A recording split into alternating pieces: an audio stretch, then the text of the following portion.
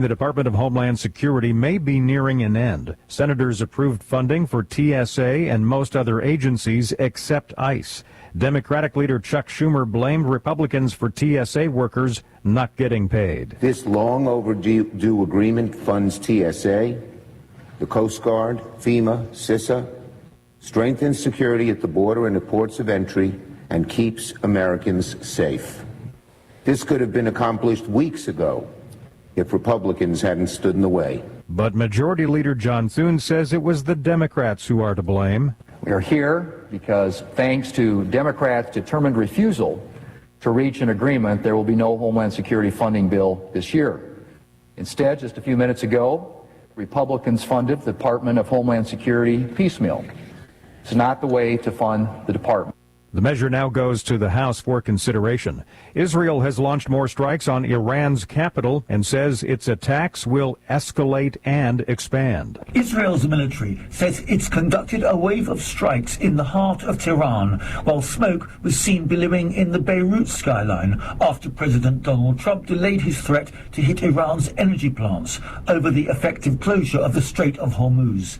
Israel has moved thousands of troops across the border into Lebanon, where Israeli officials say they want to take control of the entire area. I'm Charles de Ledesma. Group of 7 foreign ministers have met in France to discuss the Russia-Ukraine conflict, with deep divisions apparent over the U.S.-Israeli war with Iran. Secretary of State Rubio joined his G7 counterparts there today, just 24 hours after the president's latest round of insults aimed at NATO. More on these stories at townhall.com. A sacred season is approaching, a time to remember God's deliverance, the night he brought his people out of bondage and into freedom. Of course, I'm talking about Passover. Hi, it's Chris Stigall, and this year many of God's people will observe Passover under the shadow of war. Across Israel, red alert sirens pierce the air, and families are rushing to shelters with seconds to spare. The elderly fear they'll be left behind. Parents hold frightened children as explosions shake the night, sleepless and uncertainty. That's now part of their daily lives. But Passover reminds us that God hears the cries of his people and answers with love and compassion. That's why the International Fellowship of Christians and Jews is on the ground in Israel, providing food and emergency supplies, equipping bomb shelters, and caring for the elderly and Holocaust survivors, bringing comfort and safety to God's children. Join Christians around the world in praying for Israel during this sacred Passover season, asking God to bring protection, comfort, and peace to the Holy Land. Visit supportifcj.org. That's supportifcj.org. A brother and sister have been charged after an explosive device was found outside the home of U.S. Central Command in Florida. U.S. Attorney Greg Keogh says a man who fled to China after allegedly leaving an explosive device outside MacDill Air Force Base has been indicted. Alan Zhang, he's charged with attempted damage of government property by explosive, making a destructive device, and possession of a destructive device. At a news conference, Keogh says Zhang's sister, who was arrested when she returned to Florida, also faces charges. Their mother was detained pending deportation. Agents say Zhang planted the device on March 10th, then made a 911 call saying there was a bomb at the base. He and his sister sold their SUV, bought tickets to China, and were gone by March 12th. It was March 16th before the device was found outside a gate. The FBI safely removed the device and determined it was, in fact, an IED. Audio courtesy WFTS. I'm Jennifer King. News and analysis, townhall.com. The International Olympic Committee has announced it will restrict women's sports to biological females. The policy will go into effect for the Los Angeles 2028 Olympic Games onwards. The IOC adopted as a standard a test for the gene associated with the sex-determining region Y protein, also known as SRY. The SRY gene is responsible for the initiation of male sex determination. Transgender activists have insisted that men who identify as women should be allowed to compete in women's sports. Critics have long argued, however, that women's sports must be kept separate to allow women to compete on a level playing field, and that men enjoy biological advantages that undermine fairness in women's sports. Bernie Bennett reporting. A federal judge is weighing Fulton County's demand that the FBI return ballots and records from the 2020 election that were seized from an Atlanta area warehouse. Today, the judge plans to hear arguments after court-ordered mediation failed. More on these stories at townhall.com.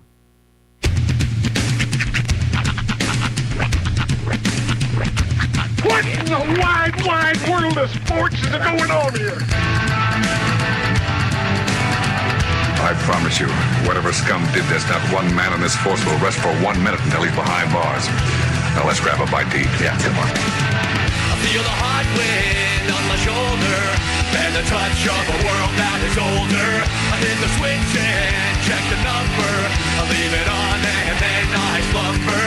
I hear the rhythm ringing through it. Flamenco guitar and cumbia music. I hear the talking of the DJ. The demolition, what does he say? I'm on a Mexican radio. I'm on a Mexican radio. Broadcasting live from high atop the J.P. White Building in downtown Roswell, New Mexico. It's Mornings with Mike Winters on 106.5 Roswell's Talk FM. Is that what I sound like when I talk?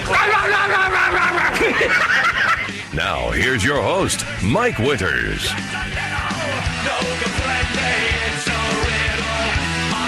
And good morning, one and all. Welcome to Mornings with Mike Winters. I am he. That would be me, Mike Winters. Happy Friday. We made it. Yes. Blowing into the weekend. Yeah, it's, dude, yesterday sucked so bad. It was so hot. It was warm. It was miserable. It was warm. But today, we've reached Zihuatanejo. I guess. It's windy, but it's not bad. It's cool. Yeah. It's cooler. Yeah, our high today is 58. Love that. I love that for us. It was 100 yesterday. It was 101. We cracked 102. Yeah. At least according to my car. I saw 117 on my car thermostat. It was like right when you first started up and everything, yeah. But still. You trapped in summertime. But that's still a big number. That's that number go up. Make Sean sad. But today, matter of fact, in case you can't hear it while you're inside or see it out the window or feel it while you're outside, they have issued a wind advisory until 3 o'clock today. Yeah. The wind actually is going to die down this afternoon. So. Whenever it gets like this, whenever it gets really good windy, my house, it sounds haunted.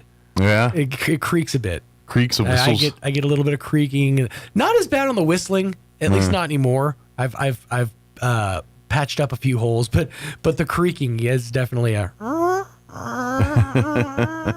hello? Yeah. Stefan? And you can hear for some reason I notice it more in my bathrooms in the house because there's a skylight in there, and I'm guessing when the wind hits that thing, it's louder there. But that's where I usually notice it more. I'm like, it's the one spot where your house is less aerodynamic. Yeah. but yeah, it was. Of course, you guys, it's a hacienda style house, so it's like flat roof, right? It is. Yeah. Okay. Yeah. It's I guess technically it's not flat, but yes. Yeah. It's a flat roof. It's got a pitch, but it's with the walls, with retaining walls, it's flat. All I know is I've only spent a couple grand on that roof since I've owned that house. But hey, peace of mind. That's right. It is.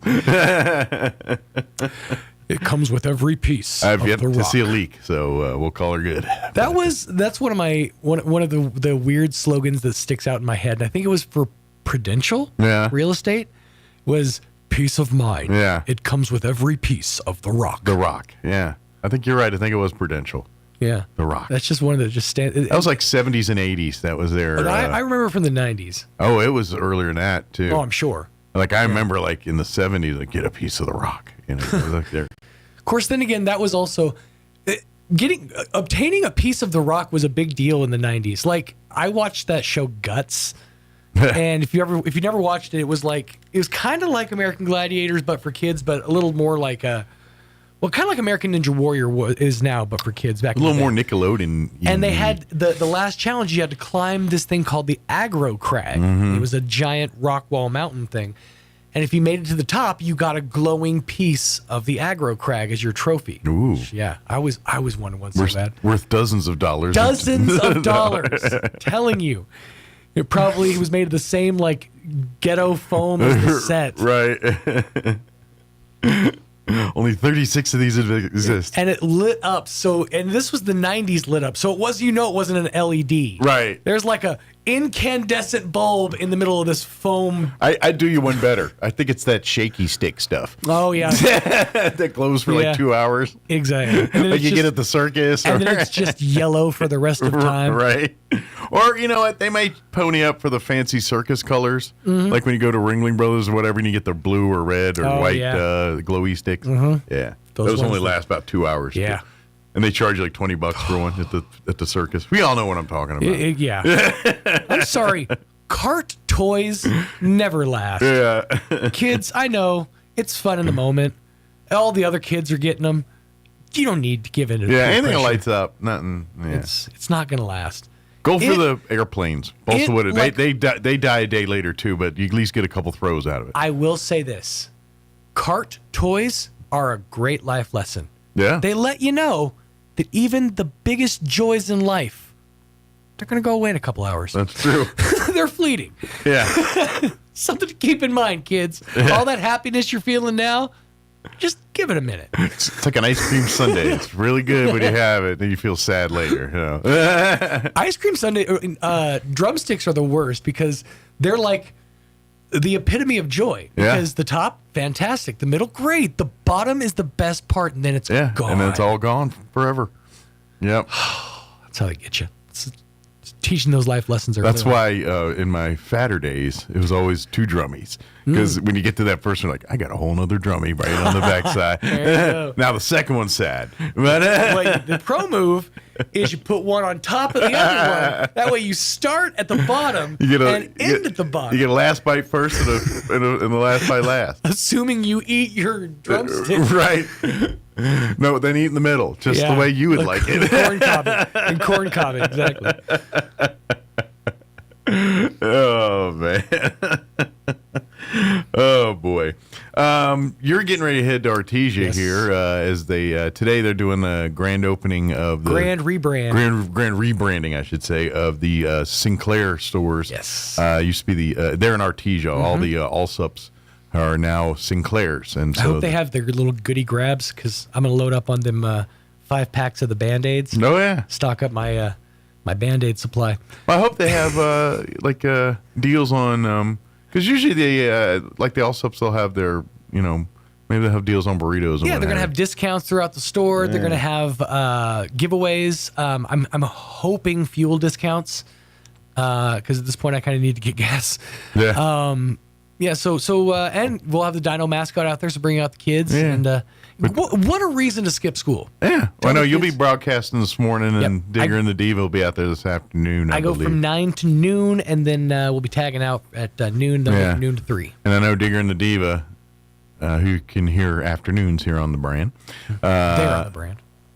Not here. On 92.9 the brand. Yes. Not here, but you know what I mean. Mm-hmm. There, here. But anyway, they're going to be out at the car show this weekend. I know Saturday they're going to be, I think, doing some of their trivia and all that stuff out there. Yeah, they did their trivia at the Liberty last night. I didn't get a chance to go because I was heavy with child. Yes. However, my friends all went, and I FOMO'd right out. It sucks. Yeah. I do want to know. Well, you were YOLOing at the crib, so yeah, that's it. I need to get with Digger and find out next time he does 90s trivia, because I was telling my friend if they do 90s trivia, I don't think I should go because I'm too good. I'm too good. I ran down a whole list I was going over with this like a couple of years ago with Digger. Yeah. Some of his 90s trivia. Literally every question I could answer. Nice. I feel like it's not fair, but I still want to do it. Like all my life, I feel like has been prepped for one night of 90s trivia. Why do I feel like when this night does come, you're gonna come rolling in like Bill Murray and Kingpin?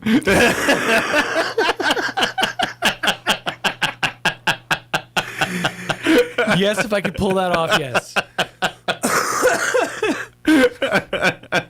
Oh, that's great. Please do the hair move. Yeah. Too. Well, with the comb over here. That's fantastic. Oh, man. When you were doing this, like, that's the first image that came up, like Bill Murray and Kingpin. He's got a big daddy, everybody That's up right. here. They will. I was thinking more like last scene in Rudy. They're going to hoist me on their shoulders. Oh, you were like getting carried off. That's right. Sean Small's the only man carried off a Mind Probe Trivia Challenge. I'm going to make sure I bring confetti cannons so that people can fire them off at my victory. Now, I just do got the Rudy thing. I see the image where they're carrying you out of the Liberty. And then there's the graphic. Sean was the only man ever carried out of a Mind Trivia establishment by the crowd. And then you see the wavy dreamlines, and it's me passed out. And what actually happened was I got too hammered, and they tossed me out. They carried me to the door to throw me out. No. Well, in the story, I could be your rock. I'll be like, you 6 foot nothing. 200 nothing. Don't you see? You can't win. What about the 80s? What about the 70s? What about the 2000s? Oh, man.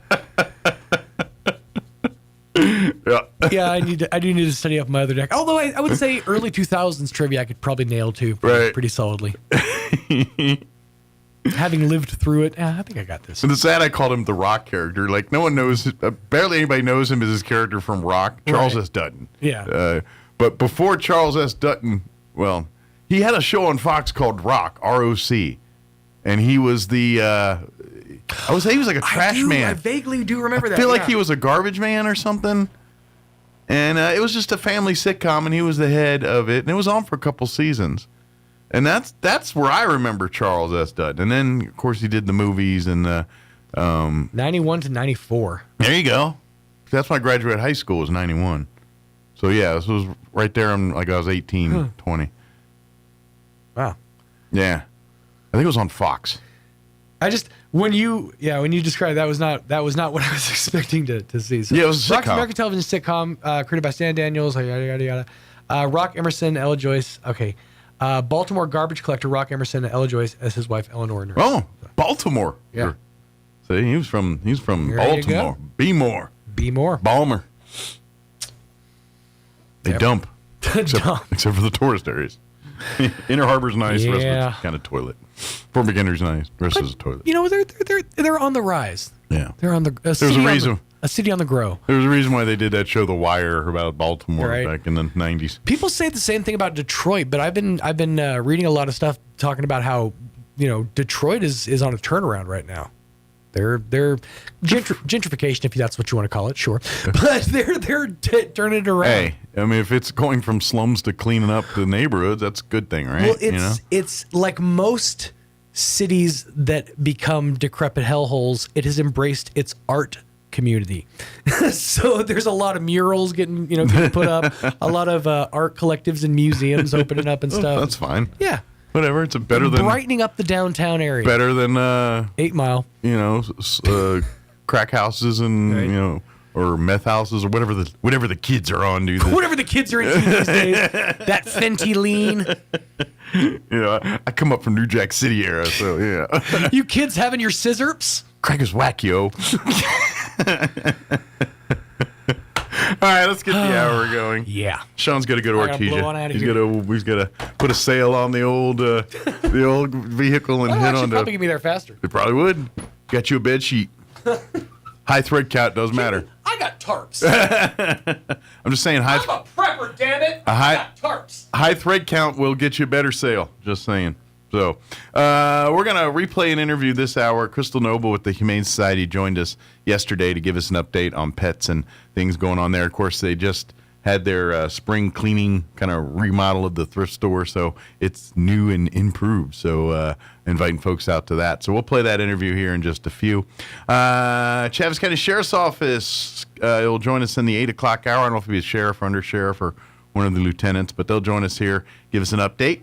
And then in the 9 o'clock hour, we'll have folks from American Legion Post 28 join us. I don't know if it'll be Orlando and Frenchie or some of the other Legionnaires join us. But they're going to remind everybody about their big Vietnam Veterans Day ceremony that's going to be happening here on Sunday out at the American Legion Post 28 building. So we'll talk with them here about 9:15. Excuse me. Hiccups. And plus we'll have all of your newses, features, and all that other good stuff as well, too. Before we do any of that, let's go ahead and take a gander at that weather. Windy this morning, a little less windy this afternoon. I'm meteorologist Steve Hamilton with your Pecos Valley weather. Fairly cool today and really windy with that cold front moving through. We will be getting some sunshine with a few clouds, upper 50s to about 60 on the high, and wind gusting to 45 miles an hour. Overnight, the wind should calm down after midnight, some clouds and low 40s, and then cloudy in the morning on Saturday, turning sunny in the afternoon. We're back up to 70, 80s, and fair Sunday. With your forecast, I'm meteorologist Steve Hamilton. Thank you, Steve. Currently 50 degrees here in Roswell. Humidity is at 52%. I'm guessing the wind broke the wind gauge because it says NA right now. So I guess they knocked it over out at the airport. We are in a wind advisory until 3 o'clock this afternoon. Today, going to be partly cloudy, seeing patchy blowing dust and all that here before noon. Highs in the upper 50s today, 58. Our expected high today. Winds will be blowing out of the north 25 to 30, gusting as high as 40 miles per hour. Winds will decrease a smidge, 20 to 25 this afternoon. I don't know if you'll notice, but there will be one. Tonight, cloudy with an overnight low of 40. Winds calmer out of the northeast, 5 to 15 miles per hour. Saturday, mostly sunny, highs up near 70 tomorrow. South winds 5 to 15 miles per hour. Sunday, mostly sunny, highs back into the mid-80s, 86 officially with south winds 5 to 10 miles per hour. Monday, sunny and 88. Tuesday, sunny and 89. We do have a 20% chance of rain showers Wednesday with a high of 80, so cross some fingers, see how that shapes out. 84 on Thursday next week, so it looks like we'll be settling into the 80s next week. All right, 7:22, we're going to take about a 3-minute break here, and then we'll play our interview with Crystal Noble from the Roswell Humane Society. Don't go away. You're listening to Mornings with Mike Winters. Artesia General Hospital presents Spring Wellness Tips for your family. Longer days and warmer temperatures mean more time outside, and that's great for your health. Encourage outdoor play and daily movement to strengthen hearts and build healthy habits early. Protect your family from spring allergies by keeping medications on hand and limit outdoor exposure during peak pollen hours. Remember sunscreen too. Even in spring, UV rays can cause skin damage. And take advantage of the season to schedule wellness visits, vaccinations, and health screenings. A little preparation helps your family enjoy every beautiful spring day. These tips are presented by Artesia General Hospital, ready to help take care of you and your family.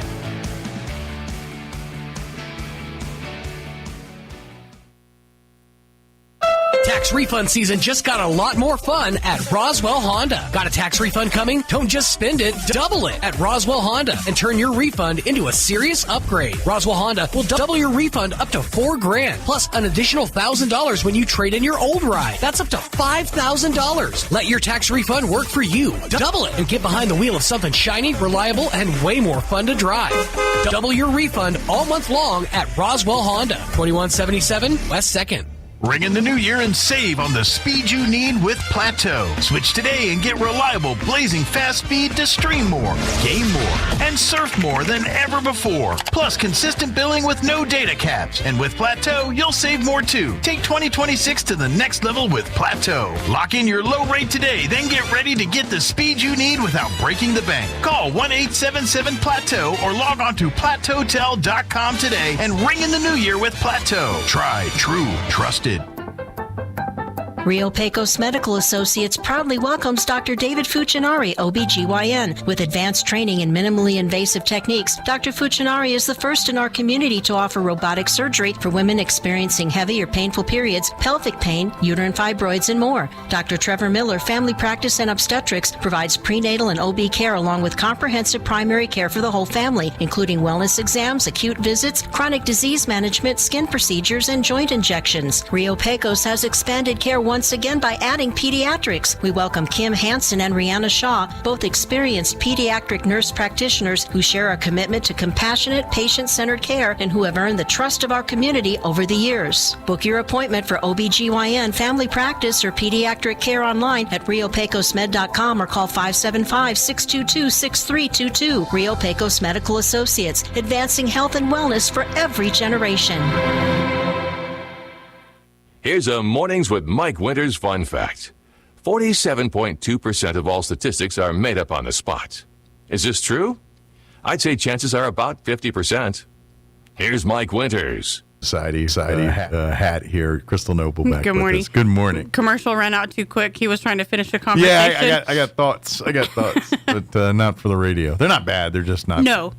Not worthy of radio talk, but anyway, of course, how is life at the Humane Society? It is good. It is getting extremely hot, like you were saying a few minutes ago. Yeah. So, like today's probably not a good day to walk pets. I'm guessing. Yeah. No. All of our volunteers came in early this morning to do stuff. Yeah. We were talking about how tomorrow's supposed to be cold and windy. Saturday's supposed to be 68. That is not ideal weather for car wash. However, Goddard Honor Society is having their car wash for us this Saturday. Well, if it's any consolation, my thing's saying 71 Saturday. So maybe that's a little bit nicer. Maybe. 71 feels a lot warmer in my head than 69 let me or 68. find the details for this. Okay. So it is going to be at the church on North Main Street by off of Mescalero. I think that's the Church of Nazarene. Okay. By the Shell gas station. Okay. And it's going to be 9 to 4, but the car wash itself is going to run from 10 to 3. Okay. The kids are going to go early, get set up, and then obviously they got to have tear down, put away stuff time too. Right. So it's going to be donation only. Okay. All proceeds are coming to the Humane Society. Well, that's awesome. The kids are getting their volunteer hours in for doing this. Community service. Because they have to have X amount of hours to be in the Honor Society Gotcha. of Community Service. So they would decide to devote their time to help the Humane Society. They have. I think they've picked a couple of different charities. Okay. That way, there's some for everybody. Sure. But this Saturday we're going to be for the this dogs and Saturday is cats. going to be for the dogs and cats. Cool. If you want to help a good cause, it's going to be at the Church of Nazarene. And I don't see weather on the horizon, so get your car washed. Yeah, that's what I'm saying. Like, there's no chances of precipitation anywhere. Just wind tomorrow. Yeah. And so you can go and get the car washed. And because we all know, on Saturday morning, like all the car washes Are packed. are wrapped, especially on a sunny Saturday, which with today being kind of crazy and tomorrow's going to be windy and nasty, people are going to be out Saturday because it's not going to be windy. Right. And so just swing on over and to the Goddard Honor Society kids there. And like you said, the church on, what's the address again? It's North Main and Mescalero. It's right after the subway. It's the Church of Nazarene. Okay. Next to the Shell gas station before Taco Bell. Is it Nazarene or is that? Hold on. I don't think it's Nazarene because I think the one on Nazarene's the one on Sycamore. Wait a minute. I think I'm just going to scroll up Main Street. Is that the church with the pumpkins? It is the church with the pumpkins. Yes, that's oh shoot. How are you going to make me? Hold on. No. Oh man. My brain's fried on that. St. Mark's St. Mark's, thank you. That's what it is. Lutheran. Yes. I can't say the E word. Yeah. Evangelistic. Or is it evangelist? Evangelical? Evangelical. There it is. I don't know. It's the Lutheran church. Yes. I'm like, no, because Nazarene. And I'm sorry, Nazarene. I always think that's the Church of Nazarene. Nazarene's over there on Sycamore. Yeah, that's what was kind of throwing me off. So the address itself is actually 2911 North Main Street. So it'll be right there on Main Street. as like you said, it'll be there. You pass the subway and all that. And it's matter of factly, there's a sea of pumpkins there usually every October. Yes. And the reason they're doing it on Main Street, one is because it's close to the school because the kids are going to group up at the school and then go there. Two, Main Street's a very popular area where people drive up and down. People just see not knowing there's a car wash. They see it. No, there's a car wash. I can go and get my car wash. Right. And then the majority of people on Saturdays are out running their errands, grocery shopping, going to Walmart, Sam's Club, Target, Farmers, which are all right there. Absolutely. Yep. I know. I see them all out there when they're not. And so when you're done getting your coffee and, wrapped around that line of coffee. Right around the corner, too. Yeah. Then you go on up the street and get the car wash. Right.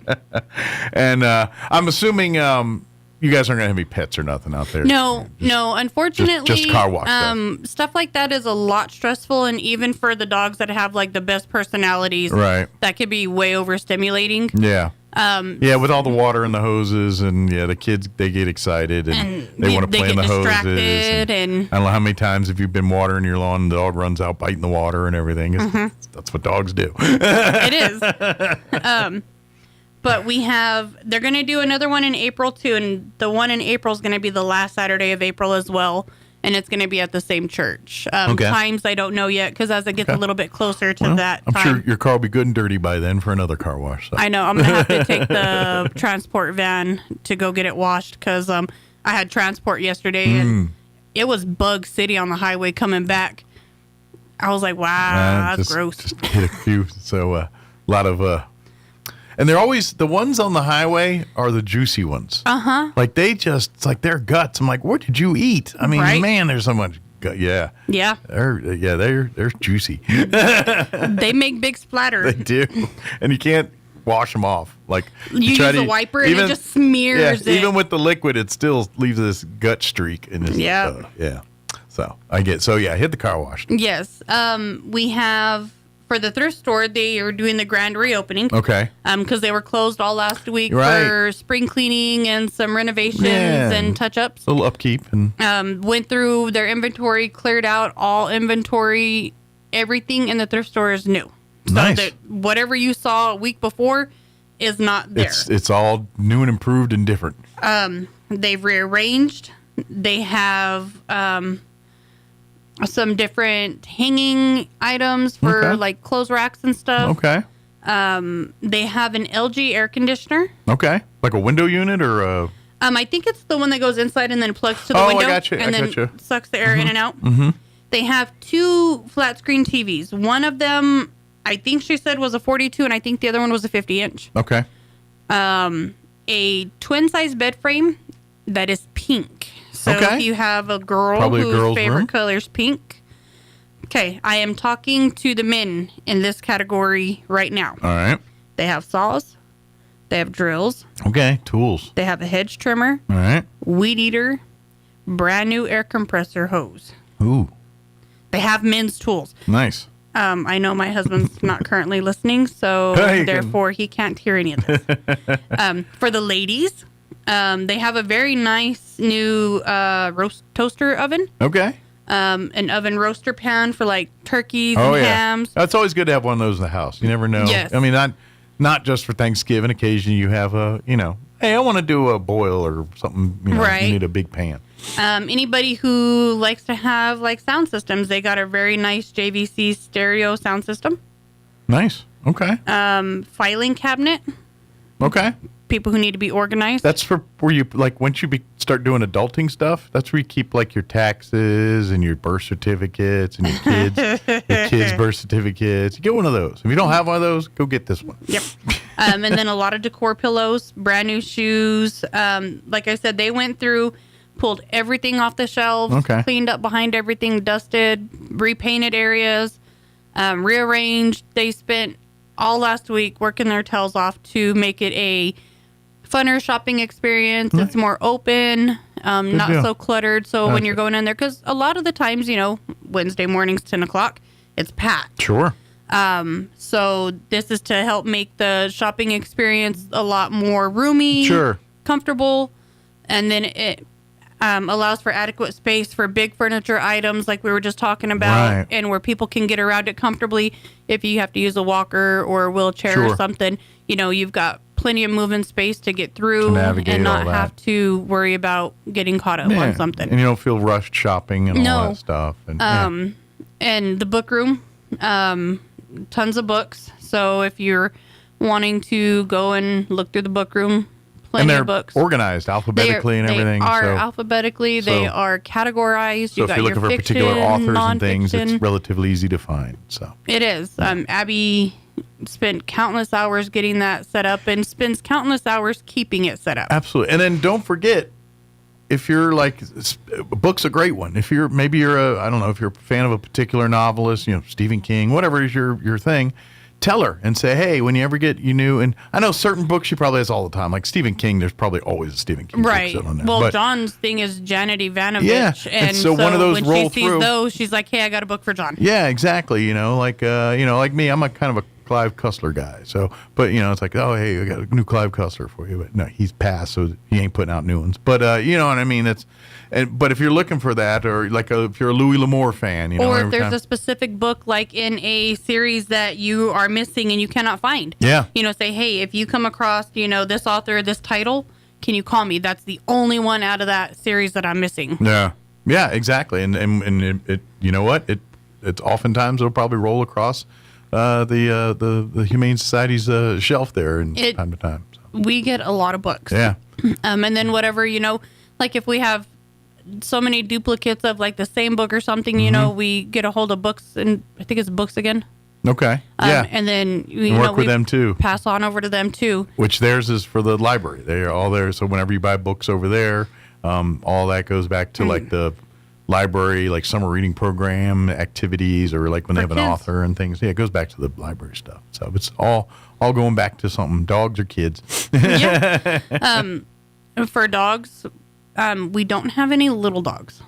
Okay, just big ones right now. Just big ones. Okay. I have a couple of little ones that are scheduled to come in. Okay. But that's not until a little bit later. But if you're looking for medium to big dogs, We have like a lot of our dogs are, medium sized. To me, I don't say big because I have a Great Dane and that's big dog. Sure. But to people who don't have giant breed dogs, a 50-pound dog is not a big dog, but it's not a little dog either. no. So that's a but medium to some dog. people, that's a big dog. Yeah, to me, that's a medium dog. And that's me. Yeah. But we do have a couple of bigger dogs, Mhm. and then the majority of them are medium. They are a little bit more active, a little bit more high energy, but that doesn't mean that they're not great dogs. No. Leonard, I absolutely love and adore Leonard. If I had room in my house, Leonard would be in my house. I'm not trying to besmirch little dogs. Little dogs are great dogs too. But big dogs generally are the bonding dog, the ones that build the bonds a little bit more than little dogs tend. And I will tell you right now, owning a gigantic Great Dane, Yeah. their cuddles are a lot different than a little dog. However, our little dog puts off a whole lot of heat. She's like our Sure. little vibrating heating Yeah. pad that moves around. But I mean, they just instinctively they just want to be with you all the time. They want to you treat them right, raise them right, do be a good pet owner. The loyalty, like all the things you're looking for in a dog, happen naturally. The protection factor, that companionship, the good that you protect your kids, all those things that people look for when they want a big dog. You don't have to train that. No, because it comes naturally. You treat the dog right, you earn it, and you get that. And a little dog's a little different that way. They don't get me wrong; they might bark and all, but you know what I mean. It's just different. It's like that dog will die for your kids, is what I'm telling you right now. If you do it right, that dog will fall on, will sacrifice itself for your kids, because that's just how that's how they get loyal. That's how they roll. So When they're part of your family, they're going to protect your family. Yep. And so you can't train that. You got to earn that. No, and Yeah. a lot of people, I need a guard dog. Well, you don't need a guard dog. You need a family dog, because essentially when something is not right, that dog is going to alert you and do what it needs to do. Yeah. Like our boxer, he only barks when there's truly something there. Sure. Our Great Danes, they hear leaves falling 5 blocks away and they're barking.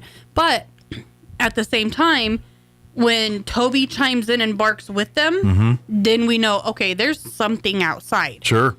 And, you know, when he barks, it's not a nice bark either. He sounds very mean. It's a menacing. It's a threatening bark. It is. Well, and I would even argue too, like, you know, depending on the, you know, the dog's like instinctual breeding stuff, like when you get some of these shepherding type dogs, these guys that are kind of trained to shepherd animals and things, they do that to your kids too. Like literally, I guess, like you get those breeds, those I love collies, watching the Reels videos where they've got like the child outside and the dog's herding it around the playpen area. The instincts kick in and they literally like become nursemaids.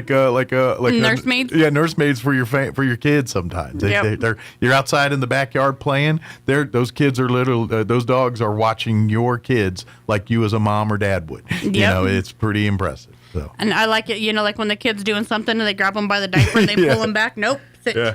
I mean, you see all those videos on social media about like a kid's in the yard and like the neighbor's pit bull comes racing across. Next thing you know, the dog's the family's collie comes running in to stop it. And that happens all the time and it's all because of what we talk about. You build that trust, you build that relationship with the dog. And if you treat the dog like a member of your family, you're going to get a member of your family. Yeah, and it's funny because like our friend, she has a grandson, and he's 2.5 going on 3. He loves our Great Dane Titus. He says that's my puppy, and Titus loves him. So I had Titus with me at work on Tuesday, and she had stopped by and brought the grandbaby to see me. And I was like, hey, I have your dog. I have Titus. And he goes, my puppy. And Titus, you know, of course, Titus is taller than he is. And he goes, I go under my bridge. And he just walks under Titus back and forth. And Titus is like, yeah, whatever. Yeah. He doesn't care. And then he gives him a hug and Titus like leans his head on him. And I'm like, God, that must be what it looks like when I'm hugging my horse. Because, you know, toddler, he's this tall. Titus is this tall. Yeah. So, you know, he hugs him and Titus just puts his head on him. And dogs are amazing. And now I tell you, you know, Nash isn't at our house every day, but I'm pretty sure if there was something going on and he was around Nash, he wouldn't let nothing happen to Nash. Yeah. Well, and as your dog becomes part of your family, and it really doesn't have to get to that stage because dogs are very good at just reading rooms, emotions, and things like it. Dogs can tell when you're sad, when you're sick, when you're happy, when you're mad. They know. And they act accordingly, you know. That's why, like, sometimes my cat knows I'm sick before I do. Sometimes, you know what I mean. Toby knew I was pregnant before we did. Yeah, you know, they know. Yeah, they have that weird instinctual stuff that is unexplainable. Yeah. Like they can tell, like when somebody's about to have a seizure, you know. They can sense those things, and it's amazing that I'm so glad we're starting to tap into that technology and you are using dogs in more of our, you know, with like the DA dog stuff they do with the helping with victims there and all that, the CASA dogs, and then like you said, like the helping people with epilepsy or diabetics, you know, going into diabetic comas. These dogs sense that. And one of our, well, she used to be a teacher here, and then she went to go live in Lubbock. She was in an accident and had a brain injury, and occasionally she has blackout spells that just come from the injury. And she has service dogs that help detect her because she has to be able to sit down before she blacks out. Right. And ironically, so the dog can pick up when it's starting and put her in a position to be able to handle when it goes. Yep. She had came to see us one day at the Humane Society, and somebody had brought a puppy in, of course, you know, not very, you know, as a stray. And that puppy just like walked up to her and sat on her lap because she was like kneeling down. And then like the puppy pushed her back, sat on her lap, and then she had a blackout spell. Wow. So that puppy at like had the 10 gift. weeks of age, like already knew. And I was like, Sharon, I think you just found your new service dog. Yeah. And she's like, no way. And because her old lab that was trained for this. Was getting older. Gotcha, yeah. And, you know, it's she's to like, a point where she's like, I need to have another dog. And I was like, well, I think we just found her. I'm sure they're incredibly expensive to find one and get to a thing. Or honestly, the doctors, you know, basically have just like told her, you know, if the dog is bonded to you and it sees your episodes, it's going to start picking Kinda up on naturally do it. Yeah. And so since, she did adopt the puppy, and the puppy is now older and is training another dog because she's at her stage where she can't do certain things. So she's now, her time is in the workforce is coming to an end. Yes. Well, that's and cool. it's funny because, memories like on Facebook pop up or something. And she had sent me a thing the other day. She's like, look, when you made me take a puppy home. And I'm like, no, the puppy chose you. That's how that works. It happens. And then Sean had sent me the video last week about where, humane societies let dogs out and they run through the lobby and they pick their own people. Uh-huh. Yeah.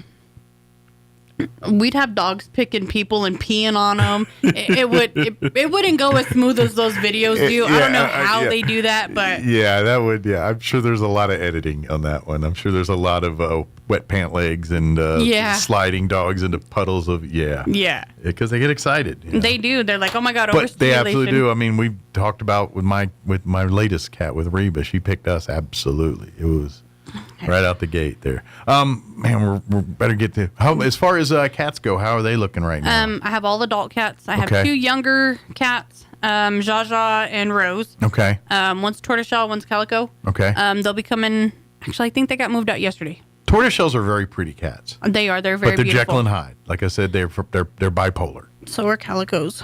Are they? For every color, they have a personality. But- Just remember that. But my Hannah, that cat would go. I don't think I've ever had a cat more trusting in me and more just than her. Than that. She just was like people could not do things that Kim and I were only exclusively would let. Like the vets could not put her in kennels. She was complete. Like they would all big dog me.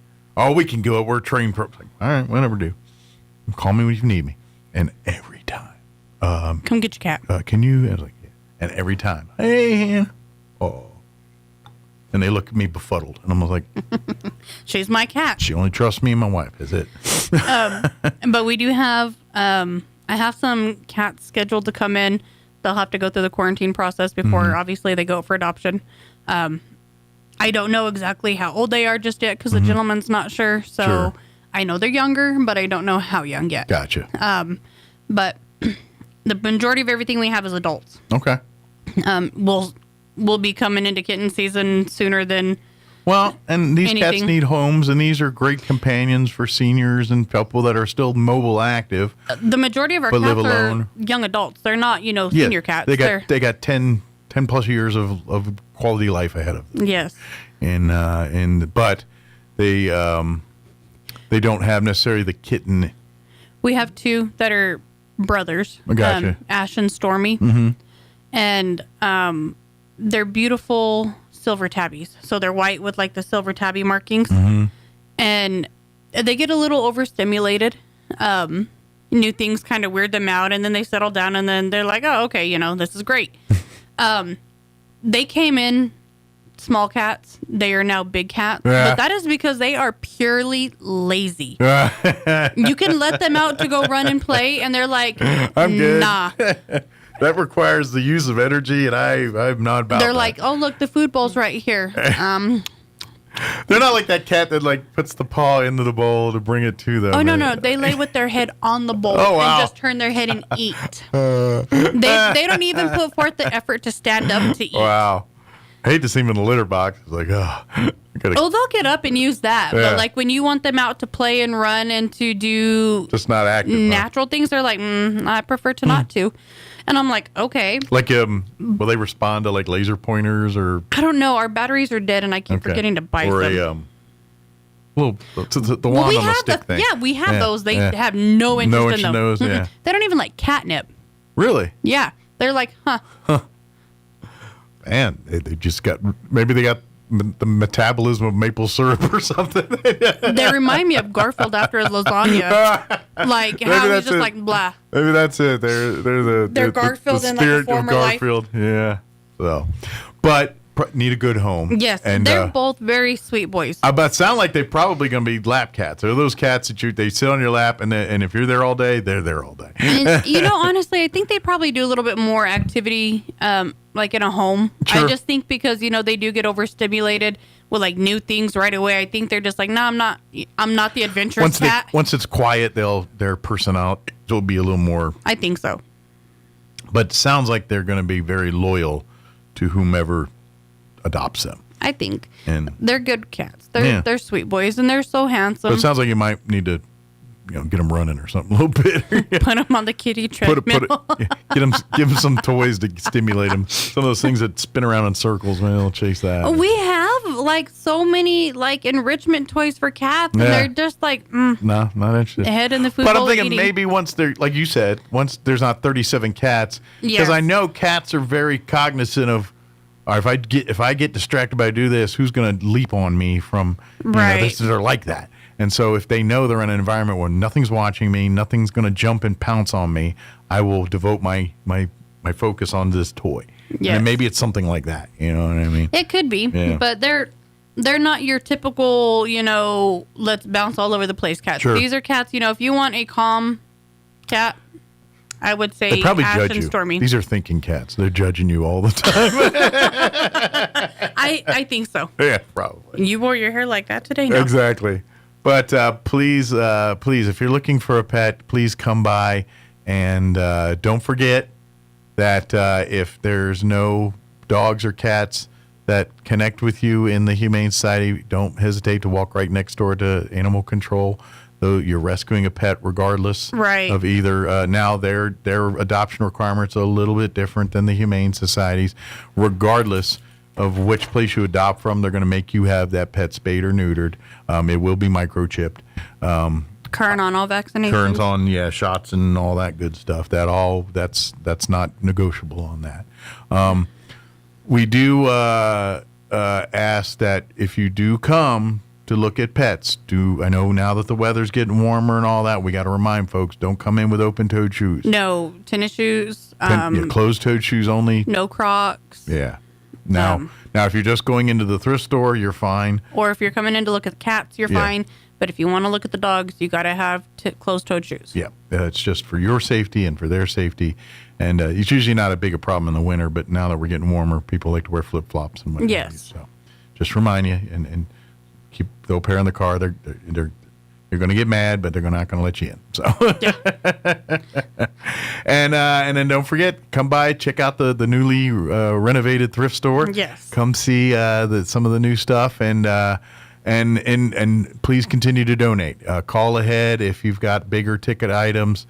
That way we can make sure we have a room, and a lot of times we'll make arrangements where you guys can come deliver or pick it up directly from them, so it can create as little hassle for you as possible on that Yes. stuff. So appreciate it all. So is there anything we missed? No, I think we're good. Good deal. Well, appreciate it as always. Thank you. We'll see you here next time. Yes. Stay cool today, warm tomorrow.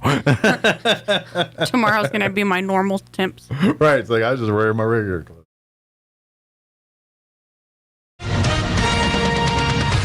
With SRN News, I'm Greg Clugston in Washington. Congress is moving closer to reopening parts of the Department of Homeland Security with funding. The weeks-long budget impasse has meant TSA and other federal workers have gone without pay. The Senate voted overnight to restore most DHS funding except for immigration enforcement. It now goes to the House. Air raid sirens sounded in Israel early today as the military said it was working to intercept Iranian missiles. Iran also kept up its attacks on Gulf Arab neighbors.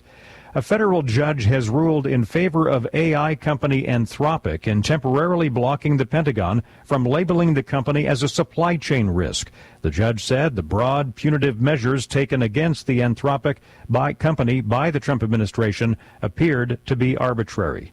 Stock futures have been pointing down all morning. This is SRN News. For years, I, along with parents, educators, pediatricians, and whistleblowers from inside big tech, sounded the alarm. Social media is dangerous. It harms young people. It often leads to addiction, depression, eating disorders, sexual exploitation, and even suicide. The social media companies remained uncaring and bulletproof. until now. I'm Kim Commando for WebRoot. WebRoot Essentials protects your devices without slowing you down. Right now, get 62% off at webroot.com/Kim. With this week's court ruling, for the first time, a jury agreed that major social media platforms, especially YouTube and Meta, intentionally built in addictive features that could cause harm. Of course, this doesn't mean our children are out of danger. Look at it this way. Finally, someone is listening. For years, Big Tobacco denied that their products were dangerous and intentionally manufactured to be habit-forming. Consider this week's verdict, Big Tech's Big Tobacco moment. Get my free newsletter right now. It's all about AI at splashofai.com. I've tried a lot of antivirus software over the years, and when something better comes along, I switch. That's why I've moved to WebRoot Essentials. WebRoot Essentials is a cloud-based AI-powered antivirus app that was designed to evolve with today's threats. It's fast, lightweight protection that works across all my devices without slowing me down. If you need another reason to switch, get this. WebRoot Essentials recently ranked #1 in independent Passmark performance studies against 9 other brands, like Norton, McAfee, and even Microsoft Defender. The study found that WebRoot Essentials scans 6 times faster, uses far less memory, and takes up 33% less space on your computer. I've seen the difference WebRoot has made for my devices, and now you can too. My listeners get 62% off WebRoot Essentials at webroot.com/Kim. Get the #1 ranked antivirus protection for just $19 a year right now at webroot.com/Kim. Webroot.com/Kim. Go now while you're thinking about it. Webroot.com/Kim. I'm meteorologist Steve Hamilton with your Pecos Valley weather. Fairly cool today and really windy with that cold front moving through. We will be getting some sunshine with a few clouds, upper 50s to about 60 on the high, and wind gusting to 45 miles an hour. Overnight, the wind should calm down after midnight, some clouds and low 40s, and then cloudy in the morning on Saturday, turning sunny in the afternoon. We're back up to 70, 80s, and fair Sunday. With your forecast, I'm meteorologist Steve Hamilton. It's time for the Chaves County Sports Report. The Goddard Rockets baseball team up at the Sal Puentes Invitational in Rio Rancho, and it was, not a great start for the Rockets. They fell to a very good La Cueva team, 8-1 yesterday. La Cueva's now 10-2. Goddard is 7-2. They'll take on St. Pius this afternoon at 12:30. The Sertoma Cold Classic got started, hosted by NMMI, of course, and they knocked off Gateway Christian 13-2. That was the opener for Gateway. NMMI tonight at 7:30 will take on St. Mike's.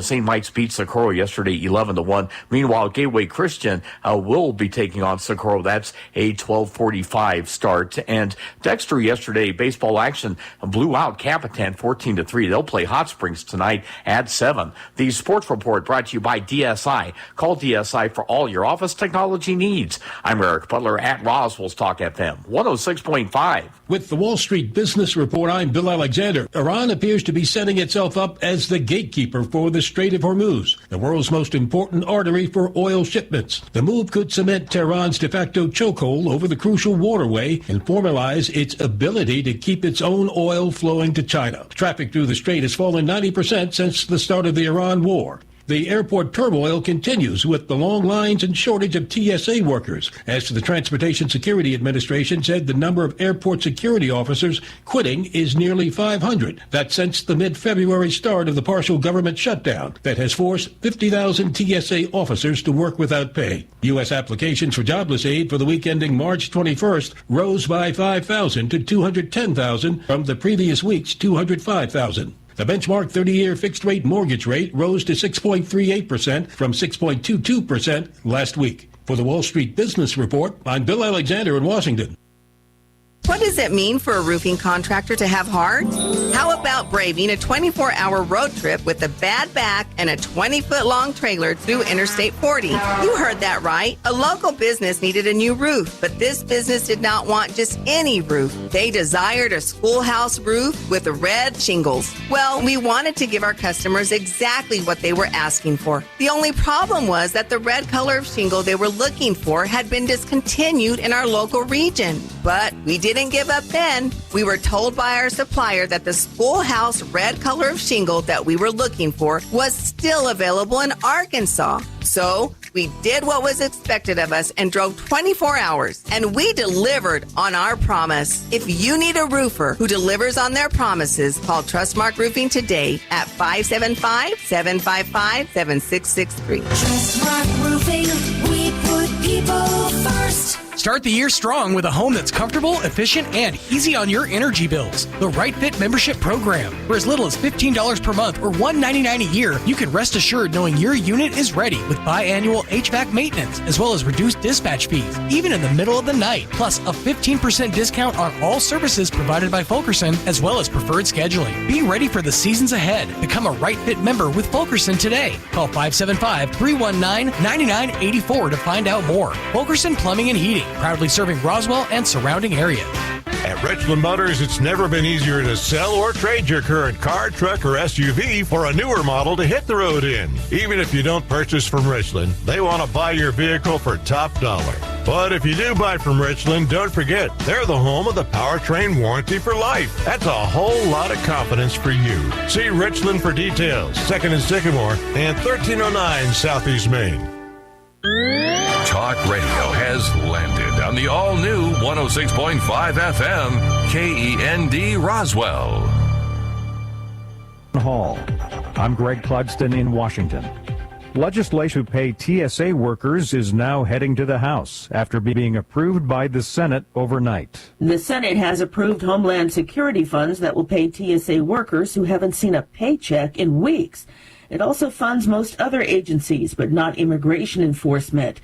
Democratic leader Chuck Schumer said his party will continue to make sure that ICE doesn't get more funding without serious reform. Senate Majority Leader John Thune says it's the Democrats' fault there's no Homeland Security funding bill this year. The bill now goes to the House. Donna Water, Washington.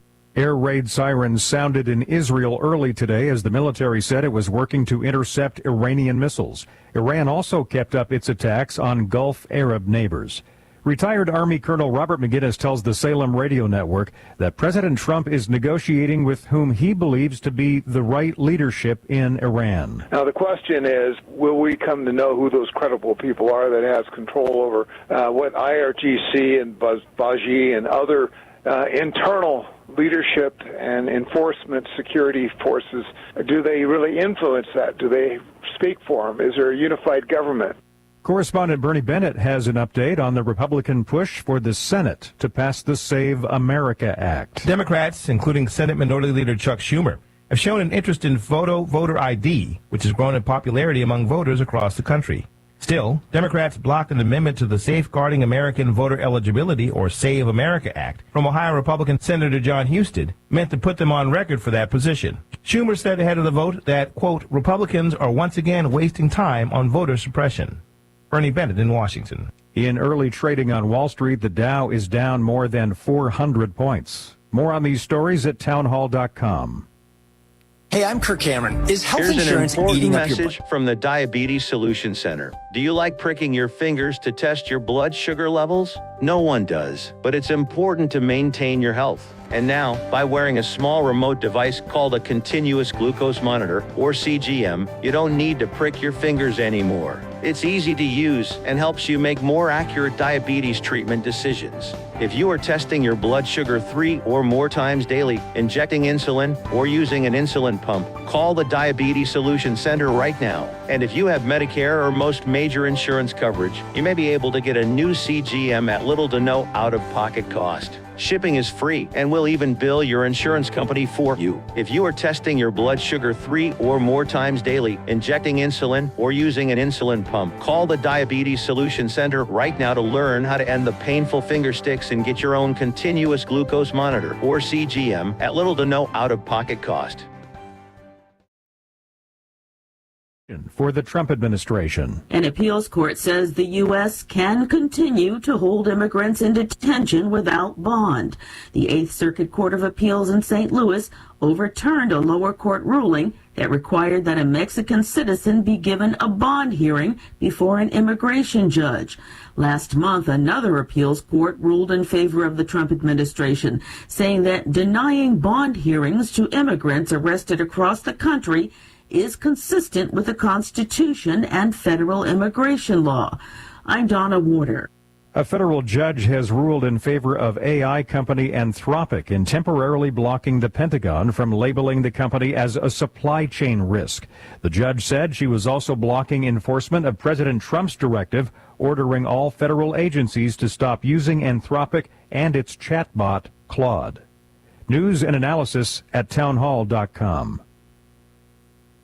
Record bonuses were handed out on Wall Street last year. The New York State's comptroller's annual estimate of bonuses paid to security industry employees who work in New York City reports that the average bonus rose to $246,900. That's up 6% from the previous year. The report links the jump to Wall Street profits rising more than 30%. The report also says that while bonuses are up, actual job growth has slowed, and geopolitical conflicts are posing extraordinary risks for the short and long-term outlook. I'm Lisa Dwyer. There's a new crypto mortgage offering on the way. Prospective homebuyers who have invested in certain cryptocurrencies will be able to use their holdings as collateral to fund their down payment on a home. A new company plans to roll out the crypto-backed mortgage sometime in the next 3 months. More on these stories at townhall.com.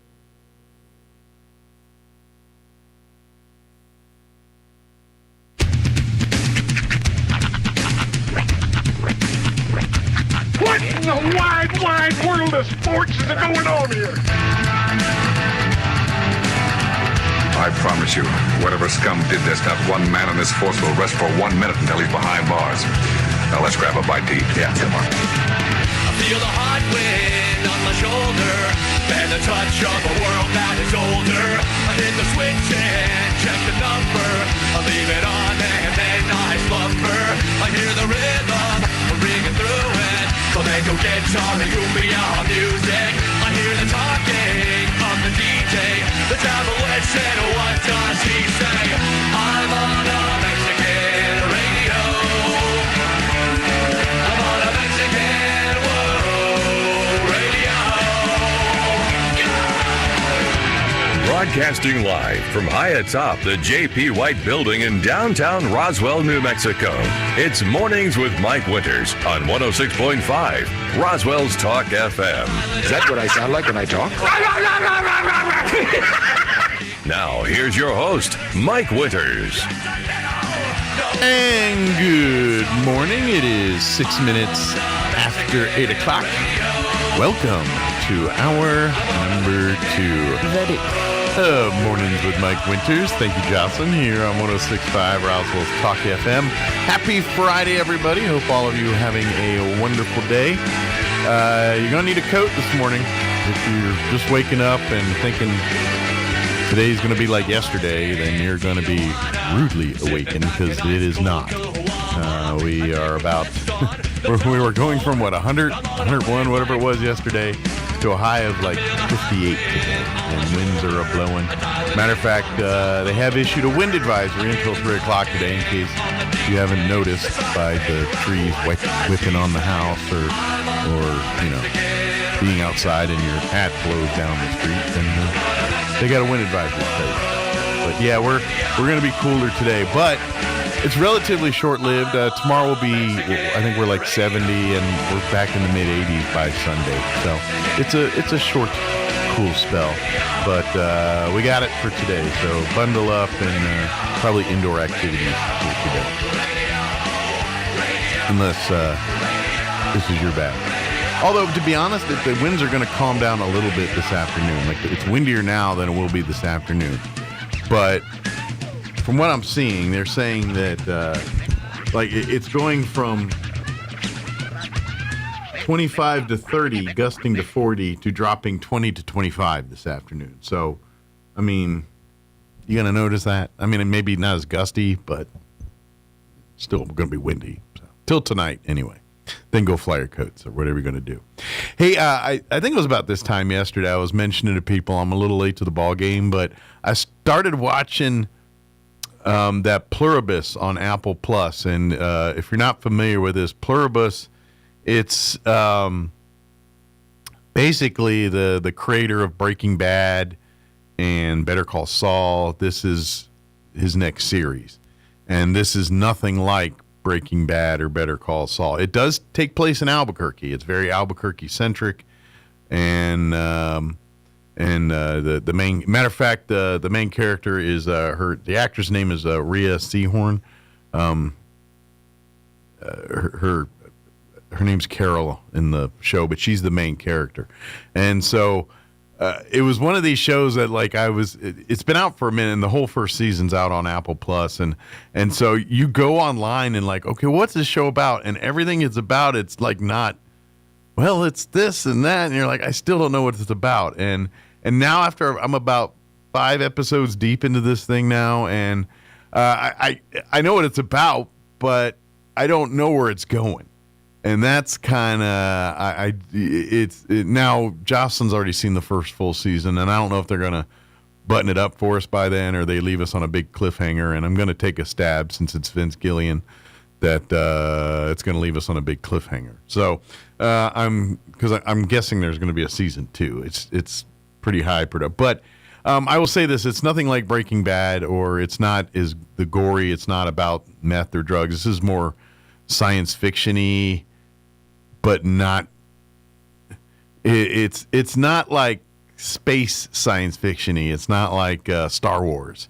It's more like aliens, technology and people and society getting basically turned into a mind hive kind of thing. And there's certain people that are immune to this. And Carol, the main character, is one of 12 that aren't affected by this, and she still thinks like we do and independent. We're not part of the hive, and it's really really interesting. And you're kind of like, she's and Carol's her whole thing is trying to basically convince the others that this is a bad thing, and some of the other 12 are not so much on board with that, and so that's really what the show has been about. So I don't know where they're taking it. I haven't seen the whole series yet, but it's pretty good if you have Apple Plus. And even if you like Breaking Bad and you like Better Call Saul, you will like this if you like Vince Gilligan, because it feels that same that's filmed. Matter of fact, I'm pretty sure some of the neighborhoods and things that they're filming in on this show are the exact same. There's a cul-de-sac where she lives in, and I feel like that cul-de-sac was used in Better Call Saul, or maybe Breaking Bad, or both. It just looks, it looks like that. And there's a lot of, even though it's not, because it's Vince and all that, obviously with the main character, Rhea Seehorn, Carol, she was Better Call Saul's love interest in Saul, if you never watched that. And so there's characters, I think, that are going to show up more that you might recognize from them, but they're playing different roles. But if you like Breaking Bad and I think you'll like it. But it's different. It's way different, and they got me hooked. I'm kind of curious. I'm like, I can't wait to lunch today. I'm going to get another episode in. That's when I watch at lunch. So, all right, let's get the hour going. We do have Chaves County Undersheriff Charles East is going to join us here in just a few minutes, give us an update what's happening out at the Chaves County Sheriff's Office. I got to ask about the bus thing, because that was a couple of weeks ago. They were scheduled to come on and communicate with the sheriff, and he said, all right, we'll see you there. And they didn't make it in, but that was the day that the guy stole the school bus. And I got so many questions. That's not something you see every day. And so I got to get the skinny on that one. So we'll get an update as well, too. Before we do any of that, though, let's go ahead and take a look at weather, and then we're going to take a quick commercial break, and then Charles Eastless will join us here based on my break, about 5 minutes. Don't go away. You're listening to Mornings with Mike Winters. I'm meteorologist Steve Hamilton with your Pecos Valley weather. Fairly cool today and really windy with that cold front moving through. We will be getting some sunshine with a few clouds, upper 50s to about 60 on the high, and wind gusting to 45 miles an hour. Overnight, the wind should calm down after midnight, some clouds and low 40s, and then cloudy in the morning on Saturday, turning sunny in the afternoon. We're back up to 70, 80s, and fair Sunday.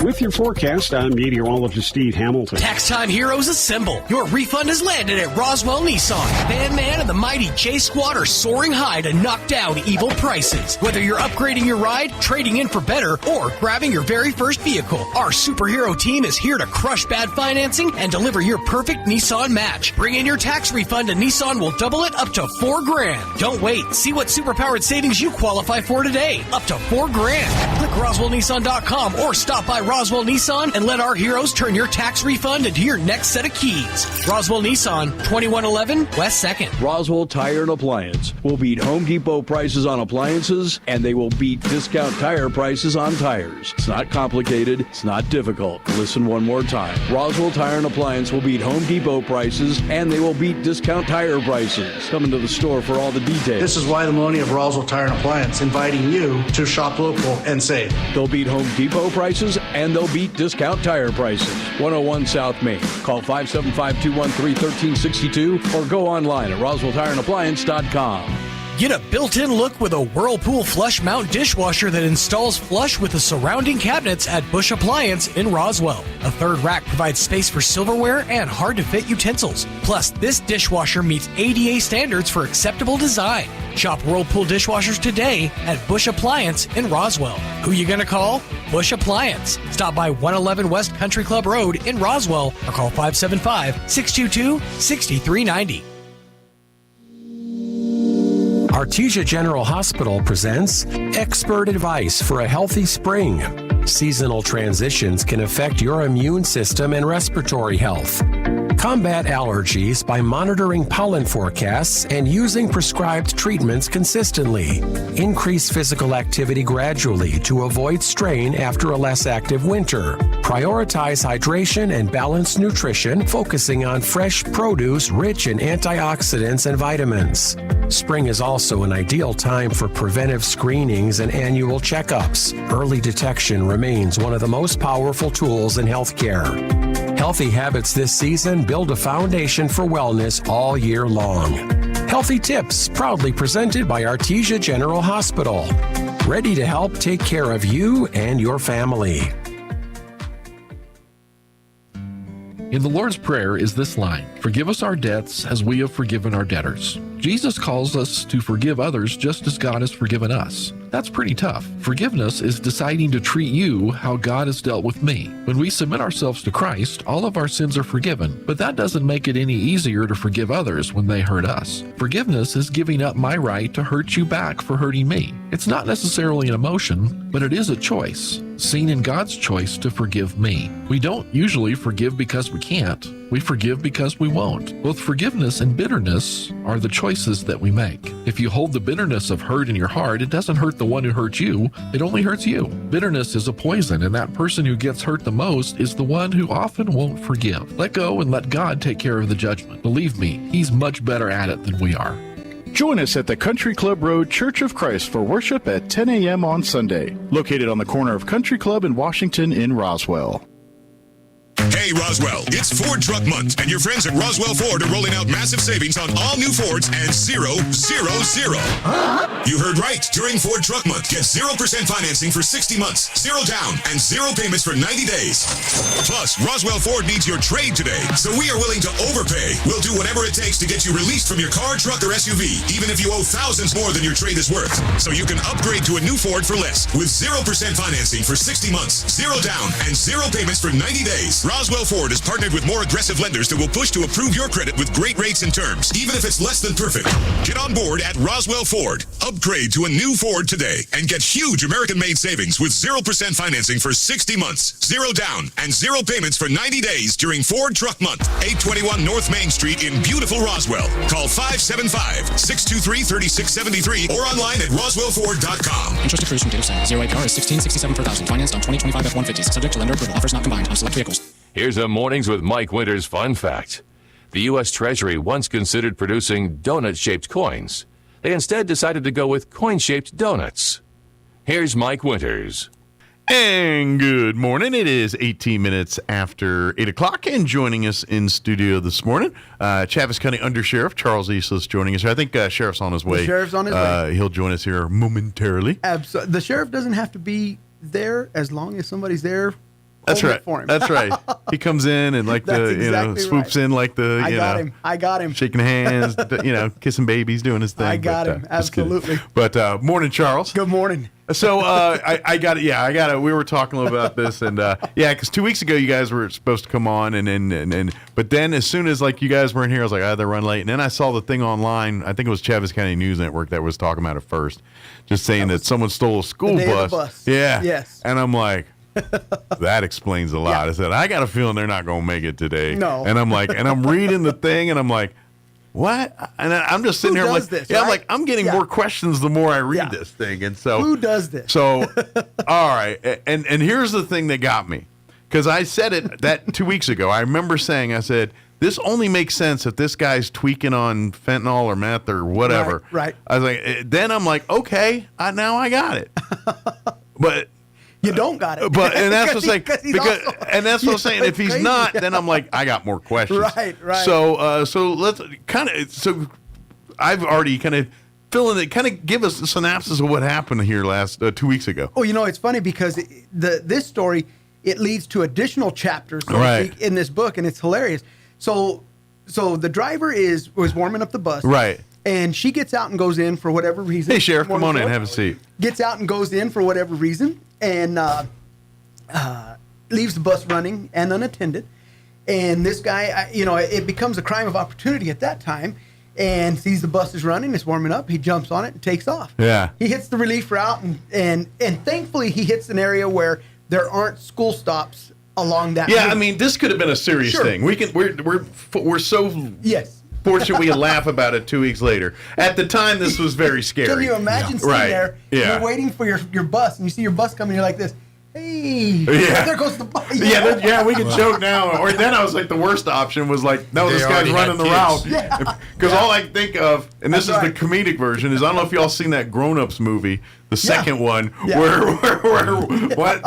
the one town drunk or whatever he is, he's the bus driver. So Adam Sandler's picking up the kids, and I was like, this is what I got. And you have to think that when the person does get on the bus, they don't know if there's any kids on there or not. Absolutely. So that's the scary part about it is you may have seen the bus driver get out, but you can't look into and see if there may be kids, especially smaller kids. And just, was curious, was he dressed?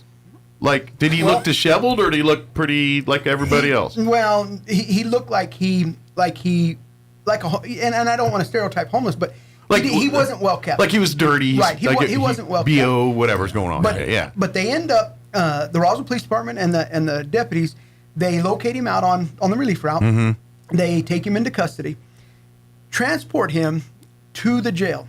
They get, to the office. They process him at the office. The deputies process him at the office. Then they transport him to the jail. When they get to the jail, they go to open the back door to get him out, and he jumps out and takes off running. Whoa, he tried to leave? In handcuffs. Another deputy is behind. That's a bold move, Cotton. Let's see how this plays out. I know how that works. Exactly. Pick him up and dust him off, right? You have no hands to catch yourself. We've seen that. Remember? Yeah, we've seen that. And so he ends up getting detained in the air, and to the ground they go, pick him up, dust him off, give him the old sheriff's statement. You understand why that happened? Right. And dust him off. As they turn around to walk him back in, he jerks away and takes off running a second time. Now this is inside the perimeter. There's a huge 8-10 foot chain. Right, he's not going anywhere. No, but in his mind, he's going somewhere. Right. So he takes off running. He ends up getting tackled a second time. This time, they just detain him there. Yep. The guards come outside. They bring a chair called the Wrap. Yes. They put him in the taco. It has a nickname, the Taco. They put him in the Taco, and now he's just wheeled in, which is better for him, better for everybody else. And you can play that game over and over, but it's going to be the same. Yeah, history dictates we're going to be doing this a third time. That's right. The score is going to be the same. Right. You're not going to score. Yeah, and those chairs, that way restrains them, keeps them from hurting themselves or anybody else, and you guys could safely navigate them to wherever you need to. As it is, yeah, as comical as it is. It's time to turn the page on that chapter. It's basically a stroller for adults. That's it, right there. For people that can't behave. That's right. You know what? You're in a timeout, even though your timeout is kind of strapped down like this with your, Yeah, it's a stroller for adults. That's probably the best. So the scary thing is that this individual is going to be back out on the streets again, because this is the way the system is right now. Sure. Especially if there is a mental health issue. Well, and this is where the legislature and everyone, So let's face it, the jails are not equipped to handle mental health. Well, I will tell you this. To a point. So they're not mental health facilities. Right. Jail. So the jail is probably our best mental health facility for every jail that's still operational. Sure. It's the best mental health place because they do have counselors, they have doctors, and they have things there. But these people do need more. They do need more than that. But the biggest issue for us is that once they go to court and they're deemed to be unfit to stand trial because of mental health then what happens, issues, then you can't prosecute them for these cases. So they can't sit in jail. And for us, because this school bus was taken, and not knowing whether or not there's kids on that bus when he got on that bus. You didn't get on there and do a sweep. You didn't get on there and look around. You just got in and took off. So there could have been kids there, and there's a whole lot it could have been. But the biggest thing for us is we're in the business of the what if, and because that person acted in a manner that they did, it really put, not only, this guy's not a professional at driving a school bus. Right. So now you're driving this bus down the road, and that's a large. Right. We don't know what his driving skills. Sure. That's a hazard as it is. Right. And so whenever the deputies get there and the Roswell Police Department, he's already out of the bus walking away from the bus. So it could have been a bad situation, but I really wonder, was he driving at one point? He said, this was probably not smart. I couldn't get it out of gear. Yeah, that's what I'm thinking. Are they sticks? Or are they automatic? Some are. I just don't know. But I'm just saying maybe there was something more to it, because you don't abandon a nice running vehicle right in the middle of. Especially it was a cold day, wasn't it? That was a cold morning, wasn't it? And a driver's driving by, and he gets out, and she stops because it's a school bus. Well, she's probably thinking the driver's wrong. Something is he sick? Is everything okay? Yeah. She says, "Hey, are you okay? What's going on with your bus?" And he does this. That's not my bus. Right. And keeps on walking. What bus? That's some of our biggest issues right now is dealing with the mentally ill. Sure. Mental health issues. We have. So they get basically turned back on the streets if they're deemed they can't prosecute them. They can't stay in jail. Therefore, they can't get treatment. Right. Therefore, so then they're back out on the street. They basically have a letter that says they are not. They're incompetent and can't be tried for cases. And so, but that doesn't get. But they can't just give them a carte blanche license to be whatever. So our biggest fight in this is, because of the way the system is right now, you're going to cause a everyday law-abiding citizen to have to use deadly force on somebody who tries to come into their house, tries to take their car. We've got a guy who goes up to people at the gas station, and while they're pumping gas, will take the gas nozzle out of their car and spray himself with it.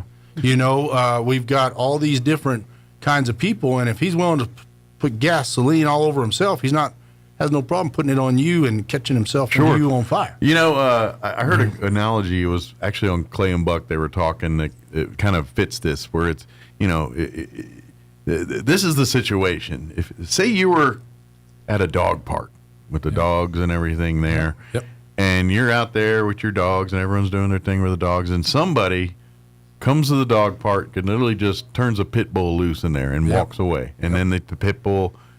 I mean, you're going to think that guy's a monster, right? Yeah, that's right. Well, that's kind of what we're doing right now. We're kind of literally taking these pit bulls and just taking them off leash and saying, go into the dog park and those do people, your thing. And those people and who we're are shocked walking, when he does his thing. Those people, along with their dogs, are then shocked into being scared to death.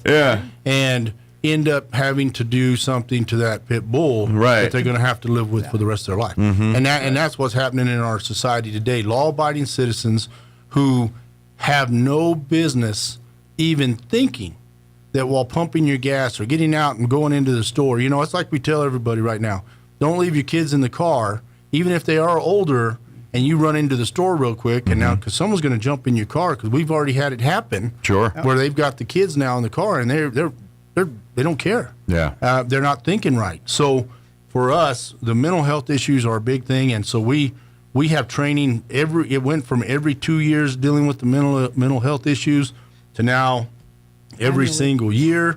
You have to go over these things, but Albuquerque and some of these other places have these counselors riding around with them. Mm-hmm. So the officer's making $30 an hour in Albuquerque, not here, but they're making $30 an hour driving the person who's sitting next to him, who's going to get out and talk to him after you've been through the fight and everything else, is making $75 to $100 an hour. Right. Where do you want to be? So where do you want to be? But does it also cause an issue with the officers and everybody, because they're like, hey, I'm doing all the real work. Sure. And a little animosity, there's little some bit issues. of jealousy or whatever we'll call that. Yeah. The whole system is broken because we know that some of the mental health workers, because they know the mentally ill, they don't go to the field, go to houses, go to fields, go to wherever these homeless or mentally ill-ish people are. Mm-hmm. They want them to come to an appointment, and they can't because they're mentally ill. Right. So things aren't being fixed. Yeah. Once they're out in the streets or thing, that we can't get them back in the doctor's office. We can't get them back into their lucky to appointments. get them in the patrol. Yeah. That's why once you have them as a captive audience, And let's do what we can while we got them. And we know that once you get them in the patrol car, as soon as you open the door, even at the jail, inside the jail area, they're running. Where are you going? There's fence. Right. But they're running because they think that they're going to get away. Mm-hmm. And it's not because they think they're getting away. In their mind, they don't. There's no reality. It's almost muscle memory, or I don't know if what you call it, but it's natural like instinct, instinctual thing. Trying to use your foot to keep the dog from escaping out the door whenever you're leaving. Exactly. It's that kind of thing that we're dealing with. So the guy the bus guy is he a frequent flyer? Does he have a history, or is this a new one? So I've never dealt with this guy. I hadn't recognized his name, but I can tell you he is now. Gotcha. He was charged with 2 counts of escape from a peace officer. Okay. As well as the theft of the bus. Is he local, or did he come from? He's local. He came from somewhere else. Okay, that's what I'm wondering. He's not a Roswell native. I wonder if he's one of our homeless that got shipped here. And that's happening again, and more and more. On the regular. Yeah. And like I said, and we've talked about this before. You can tell those individuals who were brought here because they have the look of not knowing where nothing is, not knowing which way to go. That's why some of them start walking back towards Vaughn. I imagine it's kind of like the coyote running. The guys, the ones that are doing it right. They literally take their head off and they're sitting in the middle of the desert. It's like, good luck to you, and they're disoriented. You don't know. They're probably dealing with something very similar to that. And they're carrying everything they own on their back. Yeah, and they're given a sleeping bag and a tent. Tent. Mm-hmm. And they probably they're looking for the areas that they can go and lay down where cops don't harass them or whatever. But it's not. What's going to happen when they go into the man camps? Am I going to be accepted, or have to fight my way in, or how's that going to work? That's what I was going to say. It's not normally the cops or the citizens that give them issues. It's the other homeless. Yeah. So you got a deal. So you're cutting into territories. I'm sure it's probably similar to gang territories and things like that. We were talking to him one time, and he goes, "Oh, that's the mayor." And we said, the mayor? And he said, well, the mayor of the homeless. And they have a hierarchy. Sure. They have a mayor, and he was running the show, wasn't he? And he actually put a pipe bomb in another one's tent. Yeah. And actually blew up his tent. Well, that's one way of justice, I guess. But that's how. I hate to meet their sheriff. Well, gotta see that guy. Well, I can tell you, it is the mental health issue side of things, and a lot of it is coming more and more from the frequent drug juice, and it is frying people's brains, and they are living in a world that is not real. So to them, to hurt you isn't real. Mm-hmm. And that's the scariest part, because what you're going to have to do to them is real. Sure. And now you're going to have to live with that the rest of your life, that you had to kill somebody. Right. Because they tried to hurt you, your family, or anything. Absolutely. And so it is a problem right now in the state of New Mexico that this legislative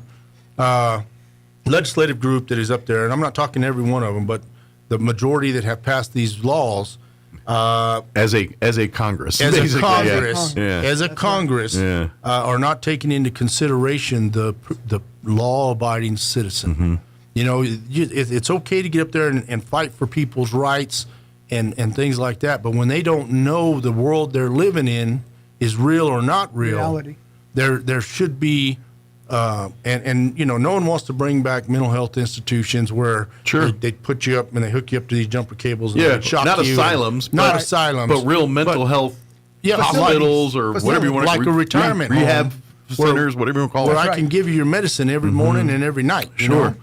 You got to do these have things. actual therapists, exactly, daily sessions, whatever that is. So that's where the fear is. Everybody's thinking the one flew over the cuckoo nest theory, right? That Stanley Kubrick stuff. We're not going to shock you. We're not giving you a lobotomy, but we're going to keep you from hurting. Earlobes. Yeah, we're going to keep you from hurting. But modern science, real treatments, medicines, the law-abiding citizen, whatever therapies are out there. Yeah, and that's why it's a revolving door because they're not fixing the problem. And putting then a Band-Aid on. Well, and then treating it. It's where the investment is. I know, like with these opioid settlements, they're having the powwows and everything to try to best spend that money for long term, and that's exactly where this needs to go. Is these types of facilities, places where.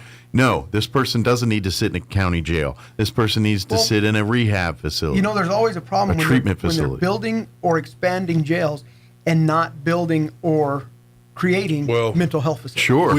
We're living in a state right now where they're wanting to shut down more jails. Because they don't believe that the jail is the way to do it anymore because the people... So the prison and the jail are two different things. Prisoners... have fewer rights that are in prison because they've already been adjudicated and they've gone through the system and now they're serving their sentences or whatever. Exactly. So the people in jail are all considered to be innocent until proven guilty. Right, they're pending cases basically. Yeah, so they don't like to administer treatment or other things while you're in jail if you don't want it.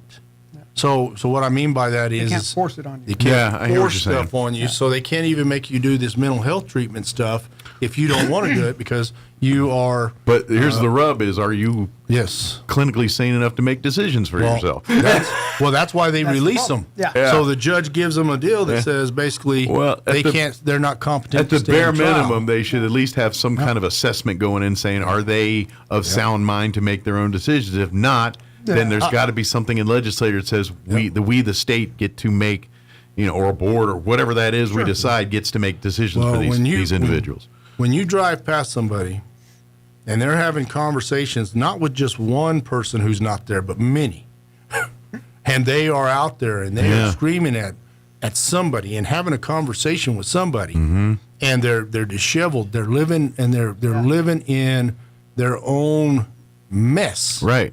And they're not taking care of themselves, but there's no place to put them. Unless you can say that person is going to hurt themselves or somebody else, you cannot put them into a treatment facility. Right. And so it's not that they're dangerous right now, but it's because of their mood swing, they can become dangerous immediately. Sure. And we've seen it. We've seen it at the gas stations. We've seen it at where they just walk up to somebody and they don't say, "Can I have?" It's "Give me." Right. Or they give just me, take it. or they just take it. Take something out of your basket, or take the gas thing out of your car, out of your fuel tank, and take it out and start spraying themselves with gasoline. What do you do then? What do you do? Yeah. You're like, the average person's like, I'm getting as far away from this person as possible. Yeah. But your car may be still sitting there with your kids in it and everybody else. If I'm the parent, I'm obviously grabbing kids and things. Well, my natural now, and again, that changes. If I'm with kids and everything else, I'm getting everybody away. If it's me by myself, I'm like, someone's about to get dropped. Well, you know what I'm saying? Well, it goes back to the Chevy Chase thing. This is still America. Boom. Roll goes back to that made me laugh because my dad used to tell me, somebody would pull out in front of us and he's like, you know what? That guy was lucky that you kids were in the car. If not, I would have ran right into him. Yeah. And then he came home one day and he was all disheveled and all sweaty. And I said, what happened? He goes, man pulled right out in front of me. I almost hit him. And I said, you were the only one in the car, Dad. Why didn't you just hit him? But that's the reality. When you get into these situations, you can think that you're going to do everything, but the shock and awe of somebody pulling out your gas nozzle and spraying themselves down, will cause you to go into a. Well, I ain't gonna lie, I'm thinking terrorist stuff when I'm seeing that. And I'm thinking Ali Akbar but kind of stuff. But the everyday law-abiding citizen isn't thinking anything. They become freaked out, scared to death. They freeze. You don't see that on and you record. don't see it. It's like there's something you don't see every day. Yeah. And then you get the call, hey, this guy just did this, and my kids are still in the car. Where are you? I'm down the road. Right. Because they ran off. Right. You know, that's how it works. And I get it, but I don't. But it's mental health right now is, and our problem is mental health will become a thing not really of the past, but minimal if we can get a hold of the drugs and get good drug treatment centers, not like out here where you can go out there and if you want to leave, you just leave. Sure. You know, you have something that makes people commit. Make you program. commit. Yeah. Yep. It's a cycle. It's a circle of you have the people that become the addicts, that use the drugs, and it fries their brain, their mind, and then you end up having to get drugs, another type of drug to keep them back in reality. Yeah. And so it's just a cycle. Sure. Yeah. And we're constant. We're just putting a Band-Aid, and we see that every day when they don't have a bond, when they're OR'd and you put a person in and they're getting out before your shift is over. There's a problem. Absolutely. And there's no accountability. Yeah. And that goes back to the parents who are the legislators and those that have the power to put these laws into place aren't giving the spankings that used to occur when we were all growing up. Sure. Yeah. And what I mean by that is there's no accountability. Right. Yeah. And when you have no accountability, then you have no fear of punishment. Sure. And when that comes into play, they're running amok. And it's this balance here where look, and I understand the logic of yes, we want to rehab people, we want to, treat people. That is always the case, but there's always an exception to a rule. There's always people that are never going to go that way, regardless of what you do. No, that's there's right. justice, and so you have to have an answer for that, and not every one of them are going to fit in these cookie cutter situations here. And so this is where we have to get to where, yes, there is a standard operating procedure for this stuff, and where it's like you said at the legislative level, where it's like, no, we've got to have some teeth to where we have to make people look. I get free will and we can't get, but when they are a menace to society, then something has to be done. When we can't turn them out into public and not safely think they're not going to be a problem in a grocery store or a gas station or wherever they go, then we can all agree. I mean, and unfortunately, they probably gonna have to do something like this 2 or 3 times before we get there. It's more. At least they're going to get to something instead of just again doing it 10 more times or until they end up dead or kill somebody else and do something harder. And we live in that society where everyone, and that's the sheriff's role is to protect the people, is that buffer between the people and the government to make sure that everybody's civil rights are respected. And I had this discussion with someone just the other day. I said, listen, we are the protectors of the civil rights until that person abuses those rights and uses those rights to abuse another. And then that's when we come into play and we have to basically take that right of freedom from them. Sure. But then and there has to be consequences for that. But when you don't have the backings of the court or the punishment, we've got, we're working these kids, and we call them kids because we're, not me. I don't know what he's talking about. Some of these kids are half our age. I don't know what he's talking about. I'm a young stealth man, and these old curmudgeons out here. What are you talking about? What do you mean? What do you mean? What are you talking about? What? These kids are, they're at a stage in their career where they're hungry, and I don't mean hungry. I mean hungry for the fun, the excitement. This is what they've wanted to do, and we have some that are just you couldn't. When we started this years ago, we wanted to work. We didn't want to go home. We wanted to work all the time. We were afraid you didn't want a day off. But the job wears you down at some point. And you're still dedicated, but and life wears you down. You get older, you get a little more tired of things. When you first come into this, come into this job, you're looking at. You're watching TV, you're watching cops, you're watching everything, you're watching all the excitement stuff all the time. Well, whenever they get into the job, the excitement is still there. But what you start to learn is that the priority isn't to put people in jail. The priority is to protect all people no matter who they are, whatever they're there for. That's right. And if a person needs to go to jail, we're going to take you. Right. You know, we're going to do it. But the goal of the day is not to arrest as many people as you can. Well, that's why it says to serve and protect on the badge exactly there. right. That's so that's what it's about. And that's why we're so community involved, because without people and without people on our side, no matter how good of a detective you are, you cannot solve a crime. Nope. Yeah, if somebody doesn't tell you, hey, he did it, this is what he used, and this is where it's at, it's hard to solve a crime in this world. You know? And if you're not liked, at best, you're going to get false information or information to either make you look bad or achieve whatever it is. Whereas, you can relate to people. They're going to, all right, look, I'll give you the straight skinny.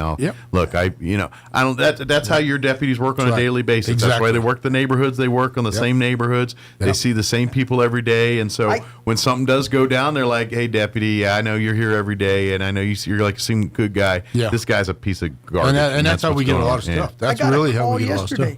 And we were like, wow, I got a call yesterday from an individual that I dealt with our whole career 20 years ago. 20 years ago when I was more a than detective. that. More than 20. Yeah, 25 years ago when I was a detective. Yeah, almost I dealt 28 with him. years. Yeah, that's you know how I know? From the classic file. I don't know what he's saying. That's a long time. I know how long it's been because I got a cactus stuck in my leg because we were chasing him. From that one, A whole ear of a cactus came off as me and him are chasing this guy. Oh, wow. I think that's the only reason he passed me through FTO. Get him out of his car. It's like, man, I've had more accidents. But going back to the deal. But he called me yesterday, and it's been more than 25 years that I've known this person. Sure. And back then it was the cat and mouse game, and this time it was, hey, I know where the stolen property is, and I'll only tell you. That's awesome. So I talked to him for a while, and he said, he goes, we did our thing. He goes, you were on one side, I was on the other side, and it's like I told him, I said, well, business is business and friends is friends. Sure. Just because we had business dealings back then doesn't mean we can't be friends now. Absolutely. And so what that does is and 20-year-old community policing. Yeah. Back then we all did stupid stuff. Sure. And 20-year-old older version of him's probably saying, he didn't agree with that 20 years, but 20 years later he's like, that guy's just doing his job, man. Yeah, he's all 180 degrees. He's just feeding his family like I'm doing mine, But to have that call out of the blue, and you haven't heard that name in forever, you're like, wow, that's cool. And he probably said that whatever going on with that stolen thing, he was like, that ain't right. And that ain't how it should be going down. And neighborhoods are neighborhoods. And I don't care how many law enforcement you have, there's always going to be neighborhood justice in a way, to a point. And this is a little bit of that. But you better take it, or I'm going to deal with it. But that goes back to you being a law enforcement officer that understands that the relationship with the people who you serve is important. You're not above them. You're not better than them. That's right. You go out, you go to work, and then, and I'll tell you, I talk to so many people in a day, and it's crazy. If I go into some place, it's Walmart hard for me. Walmart or someplace like that. I usually just make it to the door and then walk back out. He's got to wear a trench coat and hat and everything just to get and groceries. My wife takes the list. She's the one that goes around and gets the shopping done and waves at me while I'm He just sits at the door at the store. I had a guy come up to me, and I was kind of dressed down, and he come up. He goes, I knew it was you by the way you walk. I was like, how do I walk? What? But I'm a gorilla. That's how it really is. So, but that's funny. But I've been called a knuckle dragger. Yeah, that's how I am. That's how I am. Yeah. So and I'm called the back, so the silverback. So that's one of the things that we know, and I'm going to tell you, both me and him know this. We want you to feel comfortable to come and talk to us anytime. We put our phone numbers out there, from the day I take over. With you. Every social media post, you're like, feel free to get me. Yes. Yeah. And the reason for that is because I need you to understand that I'm in this more than just for the title of sheriff. Sure. I'm in this because I've got 17 grandkids. This is your home. This is my home. This is their home.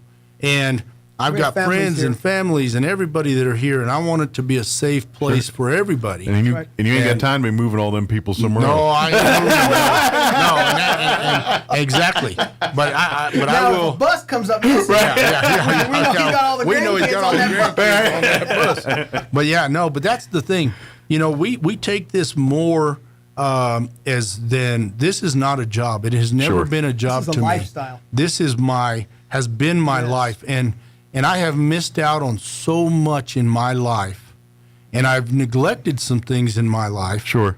Because of this job. Absolutely. And that's probably every law enforcement officer that has a career of it. Yes. Probably have family regrets and things. I do. Most valuable thing you can't replace is time. Unfortunately, the divorce rate is pretty high in law enforcement. It is high. It's military. It's just those types of jobs. It just is. But now that I understand the role and I understand that there's other things that are important, it's now not as much as a thing that I push to the side. It's one of those things that I say working both of these things together and not missing out on anything is better for everybody. That's right. And it really is. It is a good thing, you know. And so as we see these young kids come in, I was there. Sure. This was all I wanted to do. Well, and that's kind of where you guys are at now in your careers. Yeah. It's like, okay, on occasion you're out there, having to actually, chase somebody down or something. You know that's about 10 minutes out of a 10-hour shift. Right. Yeah. But you get to be you get to be the old bull. It's like, we know the story. Let's walk down instead of running. That's right. We talk about you get to be that guy. Yeah, you get to be that. Walk down. Yeah, walk down. It's like, hey, we can do this. Right. There's the gung ho way and the smart way. Let's start looking at the smart way. That's exactly right. And it's just kind of like with your kids. Hot. No, don't touch it. It's hot. Sure. Don't touch it. And eventually you just have to go like this. Watch this. They're going to touch it. And then they learn. And let's see, new officers, like you said, they're gung ho. They're young, dumb, and hungry. Everything is, everything. It's exciting. They're ready for their first getting in the moment. They want their first, arrest. They want their first, domestic dispute. They want their first, They want. This is all they've been watching and hearing about. They want to break their cherry, so to speak, on this. They want to do all that, and so. It's no different in firefighters. I'm sure they all dream of the day where they're watching Backdraft and these other movies. Going like this. Oh, yeah. Yeah. Same with EMS guys. They're waiting for their first heart attack to jump in there. Yeah. And it's exactly. It's like how many pairs of pants I went through my first year because I kept ripping them on fences or whatever else. What I mean? The ones that we were issued, you couldn't rip them. You just didn't want them to catch on fire. They'll stick to you. Yeah. Those were rough. They go to you no matter what. Yeah. But nothing you know worse, what I mean? Nothing worse than hanging off of a 3-foot fence that you can't touch the other side when you're my size. But then, but I'm even guessing too, like equipment stuff, because officers kind of get to choose what they carry, as far as firearms and other, personal gear. Yep. And I'm sure like those new guys, they're going to the store, the little government stores or whatever, and buying every doodad and hot gadget out there, and they look like a dang Christmas tree. Yeah. By the time they have these handcuff holders, and I said, hey, how are those handcuffs staying on there? And they said, oh, you just push it right here. And I said, well, that's cute. And then, and then at some point after a few years, like, this is crap. I don't need that. This is good. Keep that. This is hot garbage. It's like the kid. It's when the sciatic nerve goes out that you realize, you know what? I don't need all this weight on me. Because, all of a sudden, it's like, holy cow, I just dropped like 30 pounds of garbage off me. I carry enough weight without all of it. Yeah. One of the best things that happened with this department that the sheriff did is go to this outer carrier because it's load bearing. It's just like the military. It's load bearing. Yep. And it allows these kids, and I call them kids, allows these youngsters to take that off when they're in the office or they're on their downtime and relieve themselves. They only take 10 minutes to get dressed to go to the bathroom. We had the bat belt with all this junk on it, and it was necessary. And the other thing about that is this outer carrier is unzipped so you can take it off so that you're getting some air. Because everybody used to have like a fly swatter or something you'd have to put down your back because you would break out because of the heat rash. From the vest being underneath. You need like the NASCAR jobbers where they have the air conditioning in the helmet and the suit that shoots down. We used to, everyone would look for an old vacuum cleaner, cut the hose, stick it up to your deal, put it into your shirt right here. You look like you're the Star Wars. Right. Well, let's say you do a couple. Luke, I'm your father, and then back on the shirt. You have this tube coming out, and then you pull up next to somebody, and you've got this tube, and you're like this. Oh. Nothing to see here. Move along.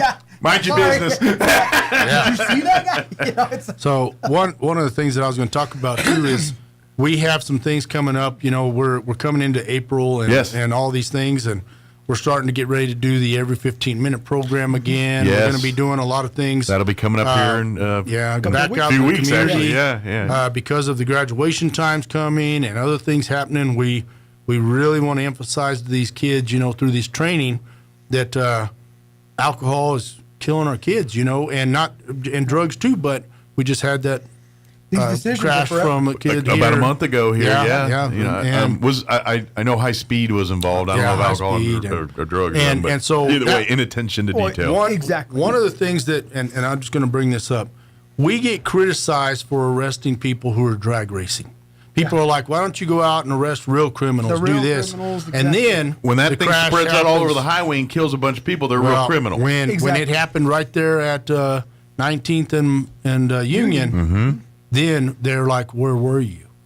Exactly. So we have the darned if you do, darned this? if you don't. Yeah, darned if you do, darned if you don't. You're always going to have the critics. We are going to be out there, and we're continuing to do this. That's right. We know that as the warm months get here, the longer nights are getting here, more people are out.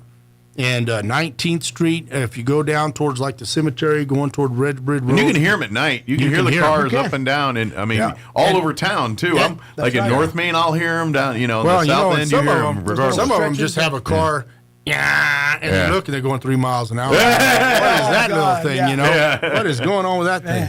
But no, I can hear some of them. I'm like, I know what that is. Yeah, we know what they're doing, and then you hear. Sounds like they're doing burnouts. So they are. So we are going after them, and we are. The way you get to them is their car is their life. Mm-hmm. So when a tow truck company hooks up to that car and takes it, that is a big thing. Sure. Them going to jail, or them being cited, or them paying a $300 fine, or whatever it may be. You take the pink slip. Yeah, or when you take their car. Facebook shamed. Yeah. So those things are what we do. That's probably street cred is a point. Yeah. To some of them it is. To some, smiling. Except they smile for the camera, but they're not smiling whenever the door closes behind them at the jail. Well, that pocketbook. That does hit you that wallet. They're looking over the back seat like this. Well, and we have a racing club. We've got great tracks. Yes, do we that do. stuff in the safety of that track. You know what? Yes, we got it. Some people don't realize more in this job that we do. More officers are killed in motor vehicle crashes than by felonious acts, guns and things like that. Yeah, it's not the shootout. It's not and the. it's because we even have to, and that's why we have to do this training annually about the Safe Pursuit Act and things like that, because these guys, they want to go 100 miles an hour to get there, but the reality is if you don't get there, you're not any good to yourself or them. We've had that. We're running short on time, but this is always, again, a good time for that reminder. Exactly. Yes. Every time, especially Main Street, because Main Street's our biggest culprit here. That's the drag. Yeah. It really is. When you see law enforcement vehicles or EMS vehicles, anything with flashing lights and sirens, they're going to pass you on the left. Yes. They're going up the left lane. Get the heck out of the left lane. It's crazy. It's named the pullover law. Yeah. Well, and it's I'm going to tell you another thing that frustrates me. Mm-hmm. We have been doing a lot of funeral escorts here lately, and it's because we want to honor the family and absolutely honor those that are doing pay this. Our respects. Pay our respects. But people don't realize that you're supposed to pull off on the other lane, pull to the right, and sit there on the opposing and wait. We're sorry you have to wait 5 minutes. But inconvenience your day. But can you pay respect for the dead, please? You're still here. Yes. And you get to go about your life. Yeah. But if we don't have a unit behind the procession, people will pass that procession coming up even on the same lane. That's right. And so the respect is gone. But what they don't understand is that's something that we can cite you on. We can come at you for failure to. And you know what? That's the kind of stuff we do because that's just you're being a jerk, and that's a jerk move, and you're deserving of a citation for being a jerk. While we're talking about escorts, real quick, I want to put this out there so that the public knows we're going to be doing another one this afternoon. Okay. At about 12 o'clock. Okay. We're going to be coming north on Main Street from the base area. Okay. We're going to be escorting. So south into town, head north. Yes. And we're going to be escorting the New Mexico Golden Gloves. Oh, the boxers. They're going to be headed to Dallas this weekend. Oh, for some more finals. Is this quarter? Is it like regional? Yes. Okay. And they're going to be headed down to Dallas this week, so we want to. Of course, they just had see them was it out. state the ones here a week ago? Junior.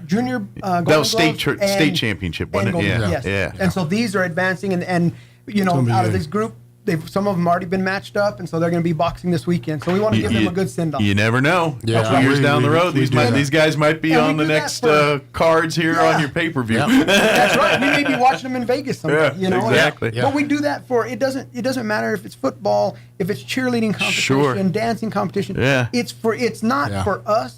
It's for these kids. Absolutely. That's what it's about. Show the community, show these kids. And it gives them that community pride, community sense. Exactly, and that pep. Yeah. Sometimes that's all these kids have. You see their faces whenever the kids who are on the bus are just so happy. Oh, yeah. And it's a reward for them. With the whole hand. Absolutely. Not the yeah. But it's a reward to them for doing the 5-finger salute. Right. for continuing to do something.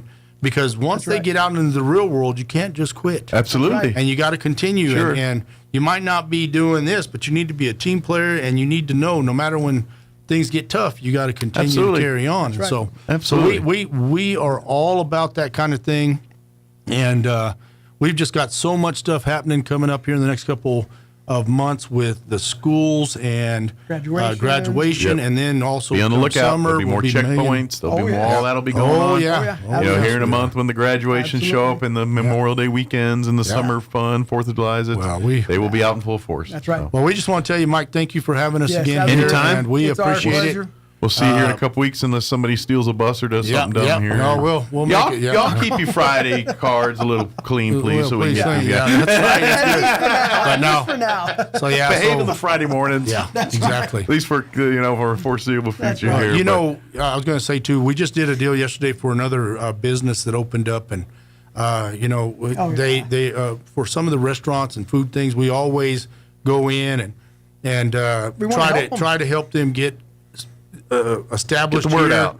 Yeah, because we want business in Roswell. We want business in Chaves County. Absolutely. And if somebody wants us to come out there and do like a Facebook Live type thing, we're glad to do that. And I can tell you right now, anytime I see critics for that. Anytime I see a restaurant and there's a bunch of cop cars or fire trucks or ambulances right there. I'm like, that's good eating right there. A bunch of first responders go there. They know where the food is. And you're always going to have the critics. We don't do it for money. We don't do it in exchange for food. No. We don't do all. We do it for the community. Yeah. Sure. So no matter what your business is, if you want us to come by, we're happy. What's funny is because of my body shape, they're like, "Oh yeah, we knew you would be there." Surprised it wasn't a donut shop. That's kind of the things we do. But I like meat rather than donuts, so I'd rather go there. That's right. No, it's good. So, but I won't turn down a donut though. Don't get me wrong. So it's good. A rainbow coalition. Bring it all to the party. Bring it all. Yeah, that's right. I'll eat things with holes in it and not with holes in it, whether it's meat or bread or whatever it is in between. And again, you're welcome anytime at the sheriff's office. Just want to put this out there and remind everybody you don't need an invitation or an appointment. Yeah. Number 1, St. Mary's Place. If you have any information or you just want to visit, you can contact the sheriff at 575-626-8915.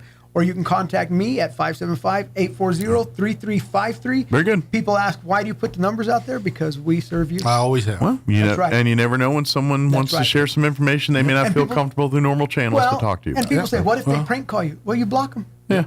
Doesn't matter. And I'm the one prank calling cops. It's kind of dumb. They got things to find out you did it. I have no issues with them calling me. So that's good for us. Good deal. Well, thank you guys. Thank you. Appreciate the visit as always. Stay safe.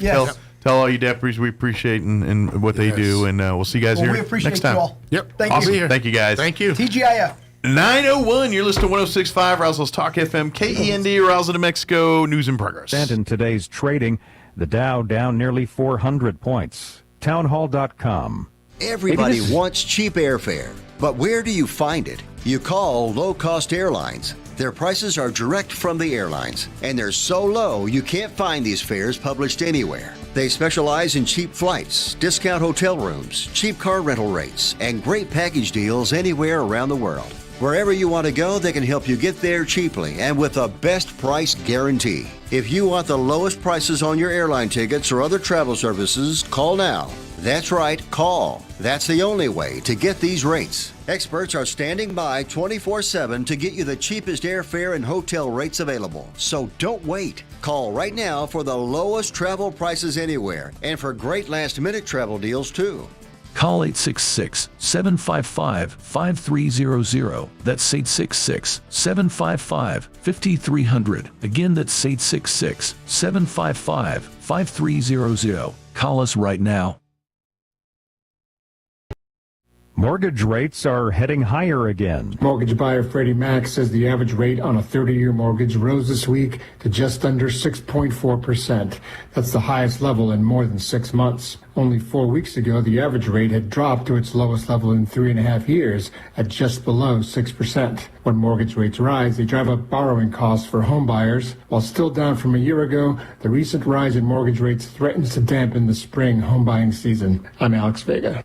The runway where a plane collided with a fire truck at New York's LaGuardia Airport has reopened. The destroyed Air Canada plane and the truck were towed from the crash site late Wednesday. The 2 pilots were killed in Sunday's crash. Roughly 40 people were treated for injuries. The bodies of the 2 pilots repatriated to Canada. In Montreal, hundreds of pilots and flight staff waited in the rain, lined up in front of the airline's headquarters. News and analysis at townhall.com. Correspondent Keith Peters tells us that Washington, D.C.'s cherry blossoms have reached their peak bloom. The National Park Service says the flowering blooms hit their peak on Thursday, meaning 70% of the Yoshino cherry blossoms are open. The Park Service says this timing is typical for late March and early April. The blooms last only a few days. Cool, calm weather helps them stay, but rain, wind, or heat can strip petals fast. The National Cherry Blossom Festival runs for 4 weeks with music and Japanese cultural events. Keith Peters, Washington. The Major League Baseball season is in full swing now, and L.A. Dodgers star Shohei Ohtani has the most popular jersey heading into 2026. It's the 3rd straight year his jersey has topped the list. He's not alone. Among Dodgers, 2 of his teammates from L.A. are in the top 5. More on these stories at townhall.com.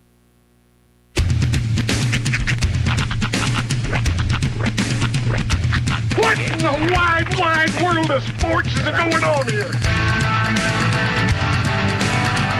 I promise you, whatever scum did this, not one man on this force will rest for 1 minute until he's behind bars. Now let's grab a bite to eat. Yeah, come on. I feel the hot wind on my shoulder and the touch of a world that is older. I hit the switch and check the number.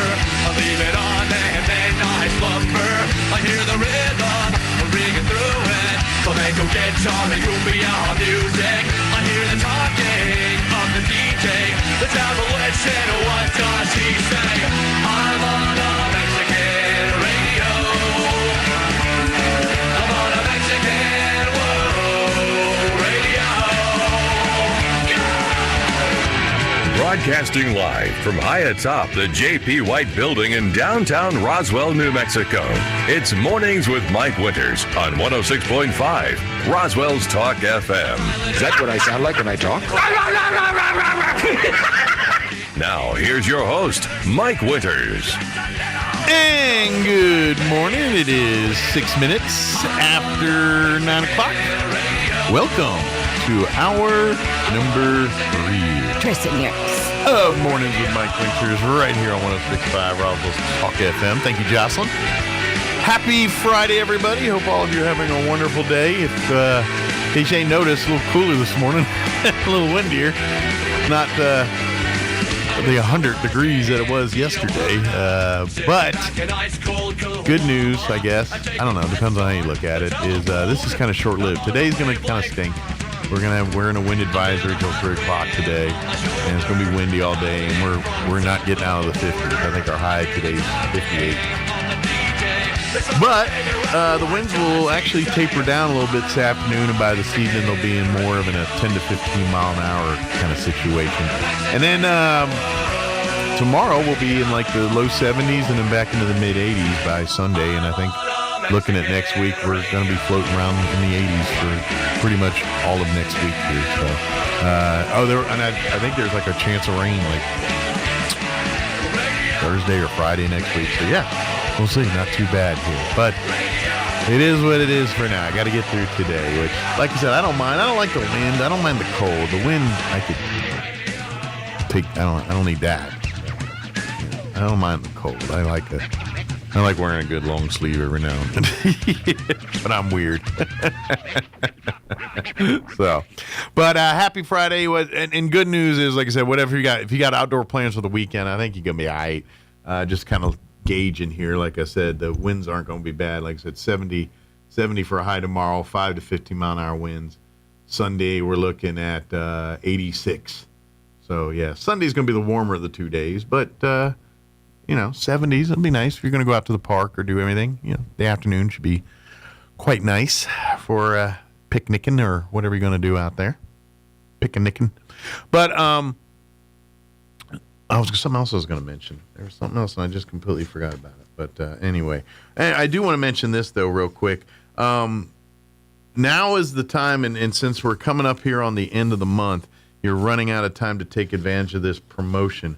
But Camp Invention, if you're not familiar, this is a camp they do the first week of June. And unfortunately, this is the last year of camp. They are not going to, the folks, Peggy Bolin, and is this is her last year doing Camp Invention. So this is the final year. But this is a great opportunity for kids, entering kindergarten through 6th grade. They can go and they do 4 cool, fun, different projects, STEM-related stuff throughout the week. It's a day camp that runs daily, and that, like I said, it'll be that first week in June 1st through the 5th, from 9 a.m. to 3 p.m. Go to invent.org/camp. Go to that website, and you can, and it'll say find a camp near you. Click that link. Type in Roswell or 88201, and or 202 or 203, and it'll pop right in. The Roswell camp, and you click on that. It's got all the information there.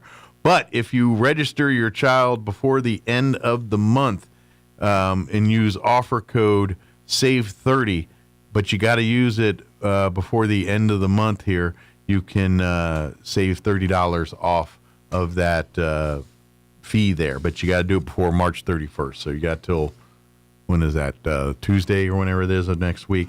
Again, go to event.org/camp. Now, if you are needing scholarship money or extra, because the cost for the camp is $300 before that discount. But if you need a bigger discount, they do have partial discounts or available, but you need to call Peggy direct. You can reach her by phone at 575-420-9955. Don't register online. Call her direct, 575-420-9955, and get registered here. But if you want to take advantage of the $30 discount, you got to go online and do that before the end of the month here. And then also don't forget, if you use the save code SIBLOVE30 or SIBLOVE40, that's great if you have multiple kids. So if you've got the 30, that's if you got 2 kids, 3 or more, it's SIBLOVE40, and you can save additional fees on each of those memberships there for you as well, too. So another option. But the camp's amazing, and unfortunately, this is the last year for it. So this is your last chance to get on that camp here in this area. So highly recommend you do it. She'll be in to talk more about it here as we get a little closer. Let me give you the rundown for this hour of the show. We'll get you up to date with the weather and all that here in just a bit. And then here in about a few minutes or so, we're going to be joined, Orlando Padilla, joining us with American Legion Post 28. Going to join us talking about their Vietnam War Veterans Day that's going to be happening this Sunday out of American Legion Post 28. We'd love you for us to join us this Sunday from beginning at 2 p.m. Guest speaker is going to be Colonel Thomas Tate. He's a commandant over at the New Mexico Military Institute, and it's great. But Orlando's going to join us here in just a few and talk a little bit about Sunday and everything else here. What's that? Is Frenchie going to be here too? Okay, cool. Frenchie's going to be with us too. So here in just a few minutes. Before we do any of that, and then of course later on in the hour we'll get you up to date with news and all that good stuff. Before we do any of that though, let's go ahead and take a gander at your weather. If I can get the button. There it is.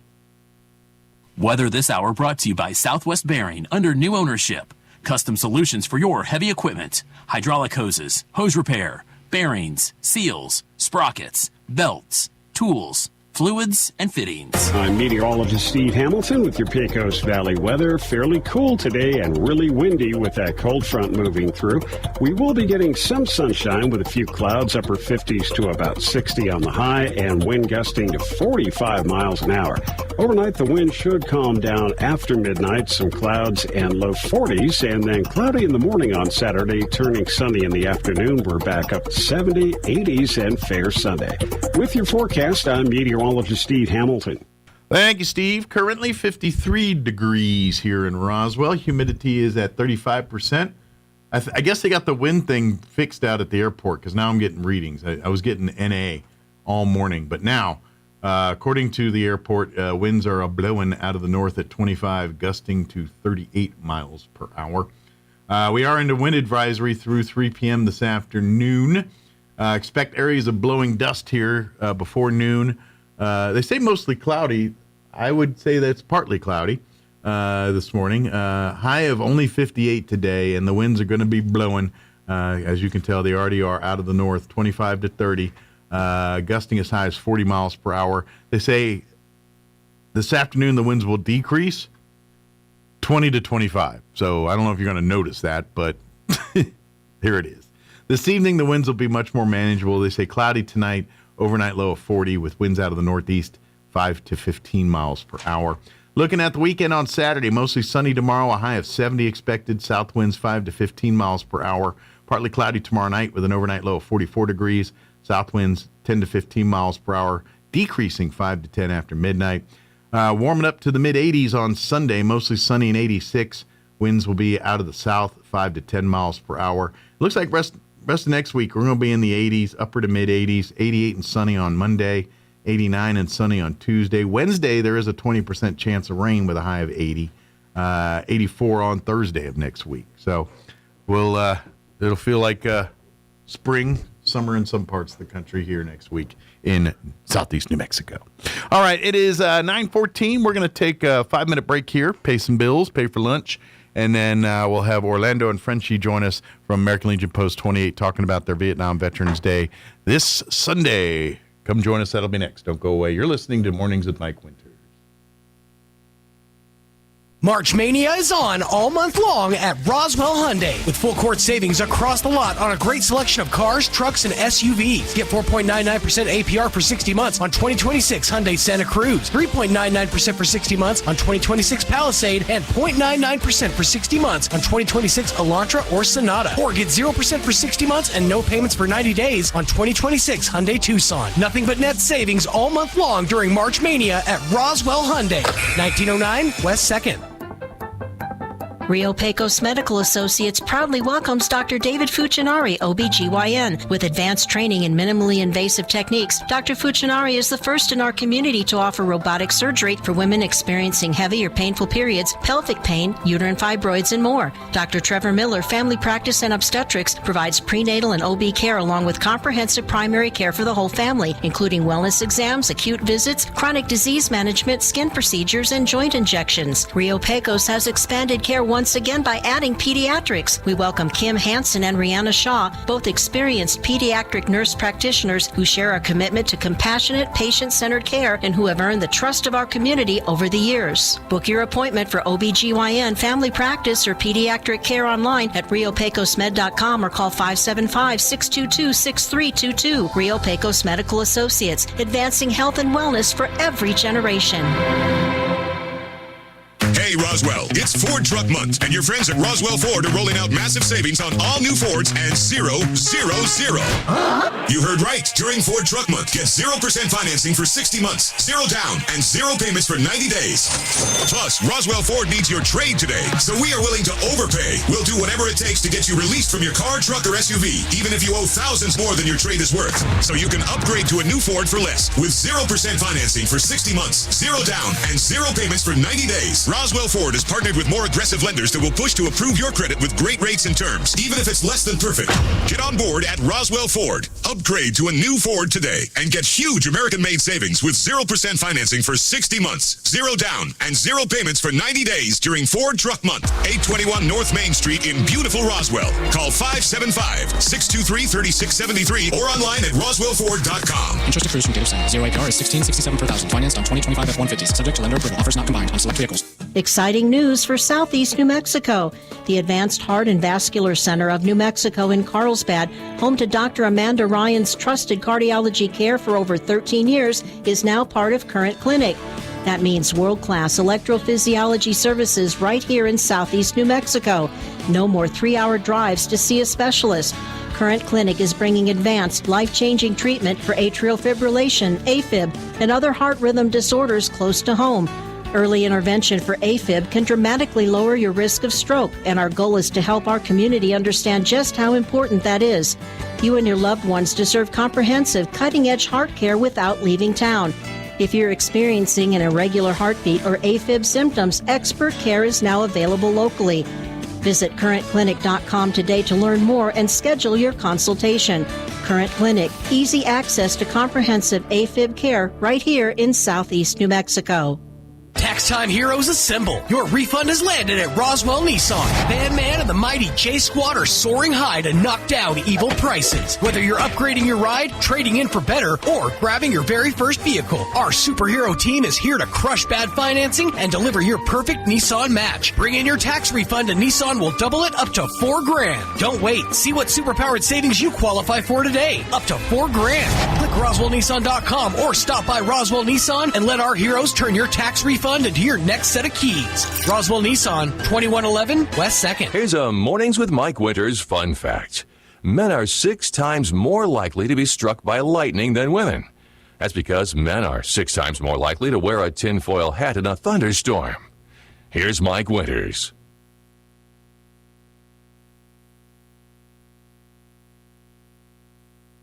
And good morning. It is 19 minutes after 9 o'clock, and joining us in studio this morning, back from American Legion Post 28, Orlando and Frenchie back with us. Good morning, gentlemen. Good morning. Welcome Michael. back. How are you? Happy Friday. How y'all doing today? Thank you. Doing great, thank you. We're doing good. Doing good. How's life at the Post this morning? I know for folks that don't go, you guys are pretty much, every night you want to come down, have a beverage and kick back. I think you guys are pretty much open every night down there, aren't you? Yeah, so you want to come down and hang out, especially if you're a veteran, want to chew some dirt with some people that, chewed some dirt like you. Yeah, come on down, have a cocktail or two or whatever. So, but we do want to invite the public out, everybody, veterans, families, Vietnam vets, non-Vietnam vets, families, the public, friends and family of maybe some veterans that. We talk about. We want to honor our Vietnam veterans, and this Sunday is American Legion Post's annual Vietnam Veterans Day, where you honor our Vietnam War veterans. Of course, Frenchie, Orlando, you gentlemen yourselves, or you chew some dirt over in Vietnam and know a little bit about that. So this was a little dirt is very pretty green. Yeah, very green country. A lot of jungle rot. Oh yeah. Yeah, I imagine there's a lot of moisture issues that you don't worry about here that you have to worry about sitting in the jungles and everything over there. In my little spot in where I slept at, we had a metal locker, and I had to put a little light bulb in there because in a week there would be moss growing out of my shoes. Oh, jeez. Man. So actually, mothballs were handy probably over there. Well, we couldn't get them. Right, that's a problem. You couldn't do it. Like, we got napalm. Plenty of that lying around. Well, we were kind of lucky we had access to alcohol, beer, Sure. Like you guys up there in the desert. Yeah, I was saying, we were kind of talking before here, and I was like, at least you guys had access to shoot, American, beverages and things and stuff, where you sit in the sandbox, and it's, I think if you go to like their party, what is it, that stupid. It's it's very westernized there. There's their drinking, but if you're sitting in Saudi Arabia or Kuwait or Qatar or any of those Qatar or any of those places, it's dry. It's very dry. So there's no bootlegging and stuff. I'm not saying it doesn't exist, but if you're caught, the punishment is severe, and you hope the military catches you. Not their guys. Wow. Yeah, that's right. That's all I'm saying. Yeah.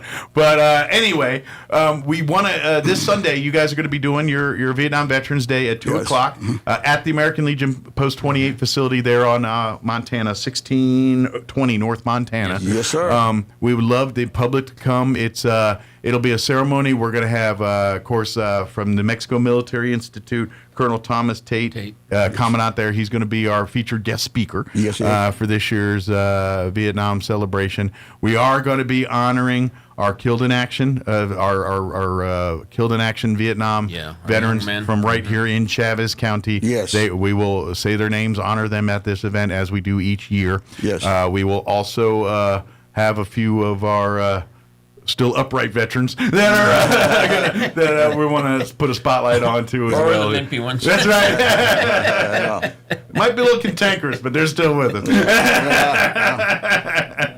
But yeah, we definitely want to honor them. And of course, we want to do this as a community event too. We want to come and we would love to come and meet and come. If you want to learn a little bit more about what our veterans and American Legion is about, we'd love to have you there because we'll have some light refreshments and things. And we have, like we have the bar and things there. So if you like to hang out and kind of sit back and talk with us and visit, and we will inviting out some veterans organizations things if you want to come and set up a table and offer veteran services or things that would pique the interest of veterans. We would love to have you come and join us at the event on Sunday as well too. Probably want to give you a heads up on that one. Yes, and probably call ahead and say, hey, can we set up a table, and just don't roll up in there and do it. Maybe get a little headway on that one. And you Vietnam veterans out there, if you want to bring in something to share with the community, we're setting up some tables for like some memorabilia or uniforms or some photos or dare I say trophies. If we have them, because some of us got rid of all that stuff at the very beginning because we were. Well, I imagine they were probably a little stringent. Like the World War II guys, I think got to bring home a lot of stuff. I'm thinking Vietnam, they probably locked you guys down a little bit on what you could bring back. Yeah. It was jail time if you sneaked anything back. Yeah. That was a very unpopular war with us.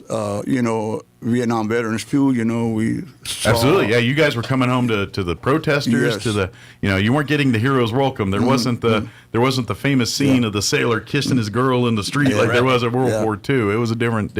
And now we're lucky that it's finally changed for us. And it took a long time. It did. You know what? I think it took Gulf War. I think once Gulf War hit in the 90s, I think that's when people said, dang, we treated our Vietnam vets like crap. I think that was when they got public. I mean, they were trying to make it up before then, but I think it got really spotlighted when Gulf War hit. Right. When we're seeing our troops again back in action, kind of for the first time since Vietnam, really, in that capacity. Right. I think it did remind folks. It's like, you know what?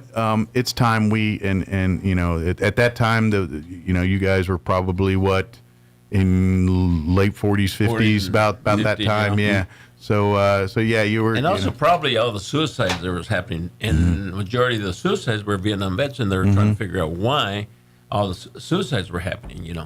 I think in the mid 80s and stuff, we saw a lot of Vietnam. Well, it's because there was no mental health treatment for you guys, and the things you guys saw and did, unfortunately, many veterans self-medicated, drugs, alcohol, whatever it was to get those demons or get those images. And we all know that doesn't work, but that's, you do what you got to do, and unfortunately, that leads to someone that's mentally having issues, and then you throw alcohol or drugs into the fold, and that's a cocktail for deeper mental health issues, and those suicide numbers right up. Yeah. Yep. But the North Vietnamese and stuff,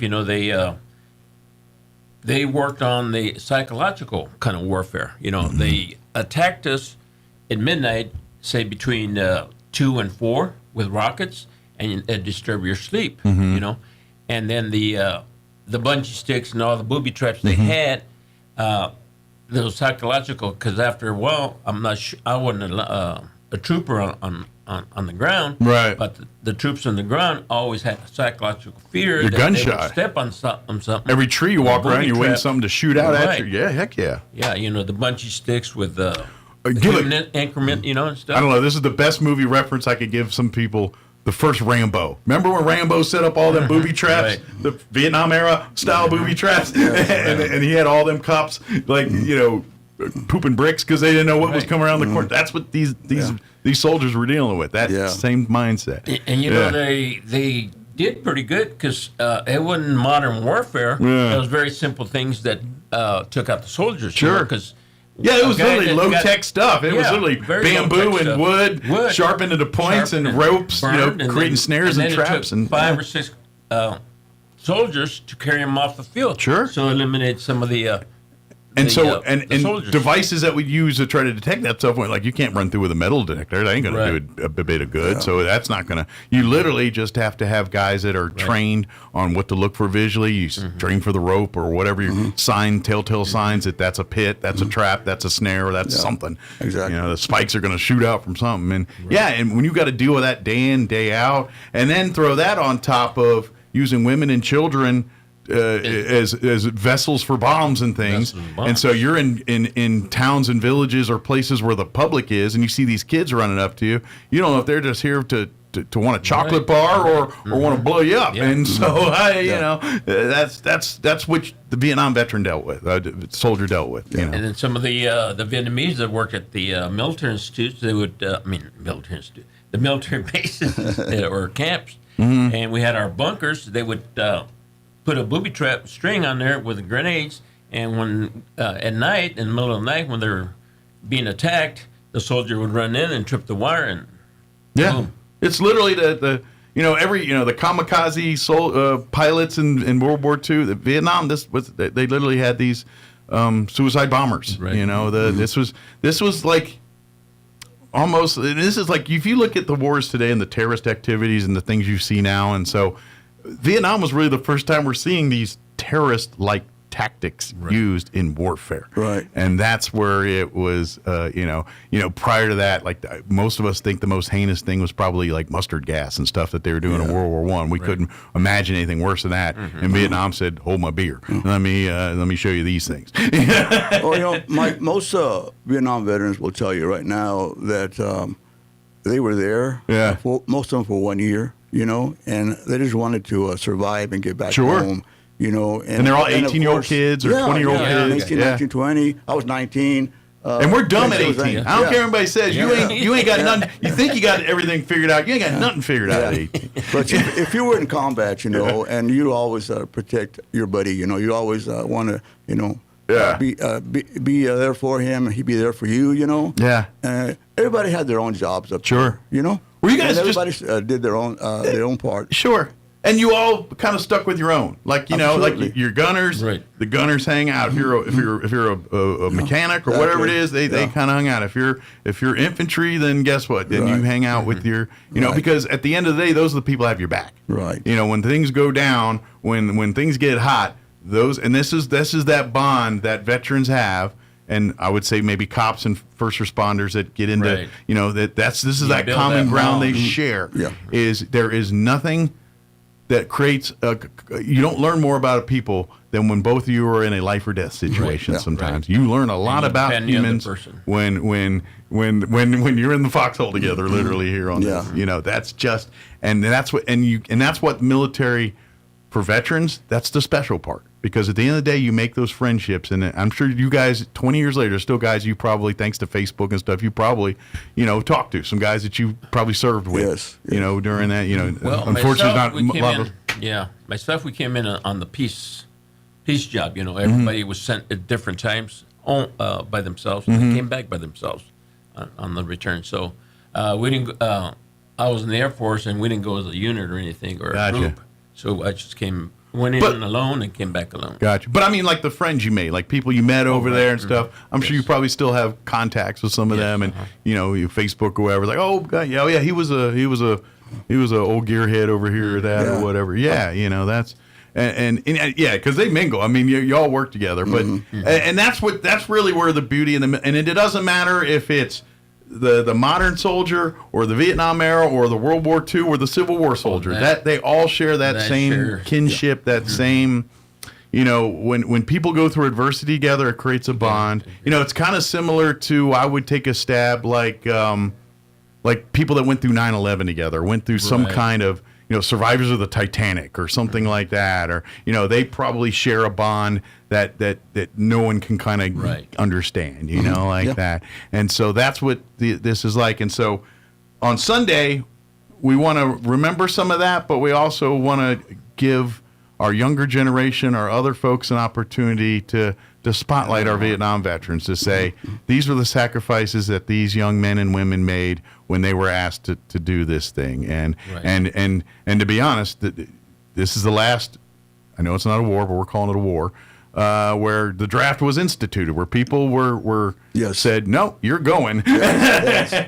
So we haven't had one since then. I'm not saying we're not going to have one again, and the way the world works, I feel like it's going to sooner rather than later, but that's another conversation for the day. Yeah, but whoever's drafted or you enlisted, we still went with no reserve, no reservations. Absolutely. Fulfill our duty. Right.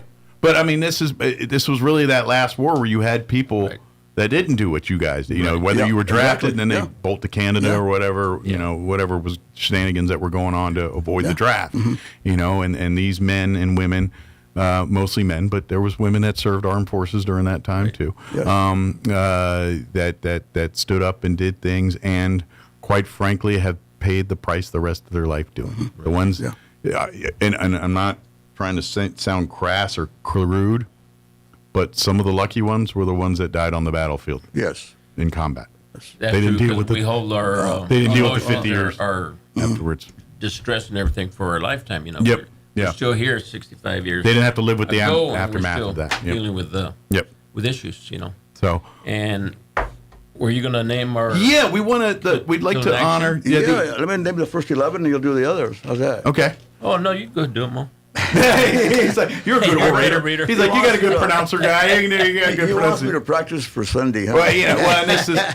And this we want to do this justice here, but at this time we are going to honor those veterans that fell during the Vietnam War, and these folks called Chavez County home. And this was the age of probably 18 or 19. Yeah, the average one of these kids are probably 19, 20 years old. These were. These were kids. Maybe one or two officers in there. Left the cars behind, and might be one or two officers in there that were 25. But well, these are the ones that were KIAs, killed in action. There's 22 from Chavez County, and we still have family. Still have family here in Roswell. I hope elsewhere. I hope to see you on Sunday. Hope they can be there. Yeah. Yes, please come out. Anyway, here are the names: John K. Adams, Abelardo Araujo, Rodney Joe Black, Monty D.I. Boyer, Larry Paul Campos, Melvin Carrillo, John Rudolph Cummings Jr., George Robert DeShirley, James Lester Foster, Robert Lee Graham, William Coy Jones, Billy J. Marling, Sammy Chacon Romero, my good buddy, Trini Romero Jr., Hector Mario Sainz, Crescencio Paul Sanchez, Jose L. Sanchez, Julius Mitchell Sanders, Gerald Shields Simons, Arturo Silvestre Cisneros, Benny Lee West, and Levon Stephen Wilson. May you rest in peace. Thank them for their sacrifices. They paid they did the last full measure for our nation, and we thank them for their service. By chance, did you guys grow up with any of these guys? Did you know any? I know once you mentioned good buddy. One of them, Sammy Romero. Yeah, I was a good friend of mine. We grew up together as up there in Dexter, New Mexico. Okay. Sammy was a great person, very quiet. Gotcha. But everybody looked up to him. Yeah, I didn't know if there was any baseball rivalries or soccer rivalries. Like, yeah, he was a good dude. He's a heck of a soccer player, but he played for Dexter, and we're rivals here. But well, I grew up in San Fernando Valley, so I didn't go to school. So you didn't go to school with these guys? Yeah, okay. But after I got here, and I was part of the community, I knew the Shirleys I knew. Got to meet some of their family. Mr. James Foster. Okay. I know that's my best buddy's brother-in-law. Oh, cool. And some of these, are so you very, feel like you know them at that point, yeah. No, I know them. I mean, you like the actual person. Like after talking to their families and stuff, you get to kind of feel like you know them, yeah. And you can see some of them are names that are common here. The Marleys, the Shirleys. They're common names that could. Well, I hope we get as many of those family representatives that are still in the area. We'd love to see you on Sunday at the ceremony. We'd love to honor you as a family while you're there. If you do come, I'm sure we can say, hey, there's one of our I guess you could say Gold Star families right there. Right. Yeah. Because that's what these folks are. They're Gold Star families, every one of them. So they and of course we'd love to have and please, we'd love to bring anybody, the general public, anybody that we really want to get families out there. We want young folks to kind of get a chance to see history seeing, honoring this stuff while, get a chance to meet some of these veterans and things. And unfortunately, life happens is the farther away we get from these conflicts, the older we all get, and the less and less, there's not a lot of World War II vets left. And unfortunately, our Korean War and Vietnam War, they're the next generations that we're seeing big declines in because time marches on. And so we would love to have families come join, bring your children, certainly if you're a veteran of any, but if you're a Vietnam vet and want to come and maybe heal a little bit or just swap stories and chit chat, we always talk about the rough stuff, but dang, there was a lot of good memories too. Yeah. I could say for all the hard stuff y'all dealt with, I imagine there's equally a number of stories that make you laugh and y'all would sit around and just probably cackle for an hour if you're hearing about too. So share some of that too, Right. Yep. And a little bit to be, but it's 2:00 this Sunday. About an hour and a half? Yeah, about probably. About an hour. It shouldn't be longer than an hour. The ceremony part and then the mingle and everything afterwards. Well, we're gonna have a pretty interesting agenda. Pretty nice. We're gonna, of course, we have our commander there, Rebecca Cobos, and then we're gonna have the Roswell's Veteran Honor Guard. Okay. Also there, and then of course we have the Pledge of Allegiance and prayer all through that, and the presentation of the colors through Veterans Honor Guard. And then they're kind of a staple. Yeah. Veteran. Anytime we're doing any kind of ceremony, Veterans Day or anything, they're always starting us off or finishing us out. This is a protocol, a POW, MIA chair of honors, and then of course the mayor's going to be there. Great. With a proclamation, and then of course our guest speaker, Colonel Thomas Tate, and then we're going to recognize the 22 Chaves County KIAs. Of course, that's always in our program. And then this year, for the first time, we're going to have a special recognition to a Vietnam veteran. Awesome. Yeah. So I won't say the name, but... Does the vet know yet, or is it going to be a surprise for them, too? He knows already. Okay. All right. I didn't know if we're going to, get an uh-oh moment where he's like... And we want to give a thank you out to everybody that's helped out, especially our planning committee. Boy, they've done a lot of work with this, and I want to thank them for all their time and effort. It takes a lot of people to pull off an event like this, and a lot of people donating their time, their energy, their resources. And by the way, it doesn't cost. You don't just come on down because there's nothing no cost or anything. We're just here to honor our Vietnam veterans and honor those that are with us and those that didn't make it home. Yes. And so we just it's going to be a day of emotions, a day of highs and lows. But we would love for you to come join us, and it's important that we remember those folks that we didn't get right the first time. And of course, every time we have an event like this, the auxiliary, which is part of the American Legion, component, they've done a lot of classier work. part. Yeah, they do a lot of work for us. They're going to have refreshments for us and everything. Yeah, so, they take care of business. Yeah, I always say the classier part of the Legion is the auxiliary. They have manners. I understand they're not called ladies auxiliary anymore. They're called the auxiliary because men can join. Men, because there are female veterans, and if you're the spouse of a female veteran, you can be a part of the auxiliary. So, right. And so men can also be a part of that, which saves the backs of the Legionnaires because now you can do the heavy lifting over there. I want to thank Orlando He's the one that's spearheading the event, and he's done a lot of work. So, and he's just Thank you. We appreciate it. Well, and that's what you guys. Very concerned. I got a about feeling these things don't happen unless, like you gentlemen are, spearheading it and We have a great lighting team. fires under people Yeah. to getting things done and everything else, or donations or whatever, getting food prepped and getting things. It does take getting our guest speakers lined up and let's face it. I'm going to take a stab. There's probably a lot of veterans or Vietnam guys that are not wanting to be there, touch this stuff. Like they're like, that's my past. I'm done. I've dealt with that. I don't want to rehash that. Exactly. And I get that. I understand. Yeah, I understand that completely. completely. But if you're not feeling so way, or sometimes we bury things, and dang it, don't creep up at the weirdest times sometimes. And if maybe this will help a little about that stuff. I know a lot of people here, and I knew a lot of guys, and I never knew that they're Vietnam veterans until in the 2000s. Yes. And a lot of us didn't start speaking like me.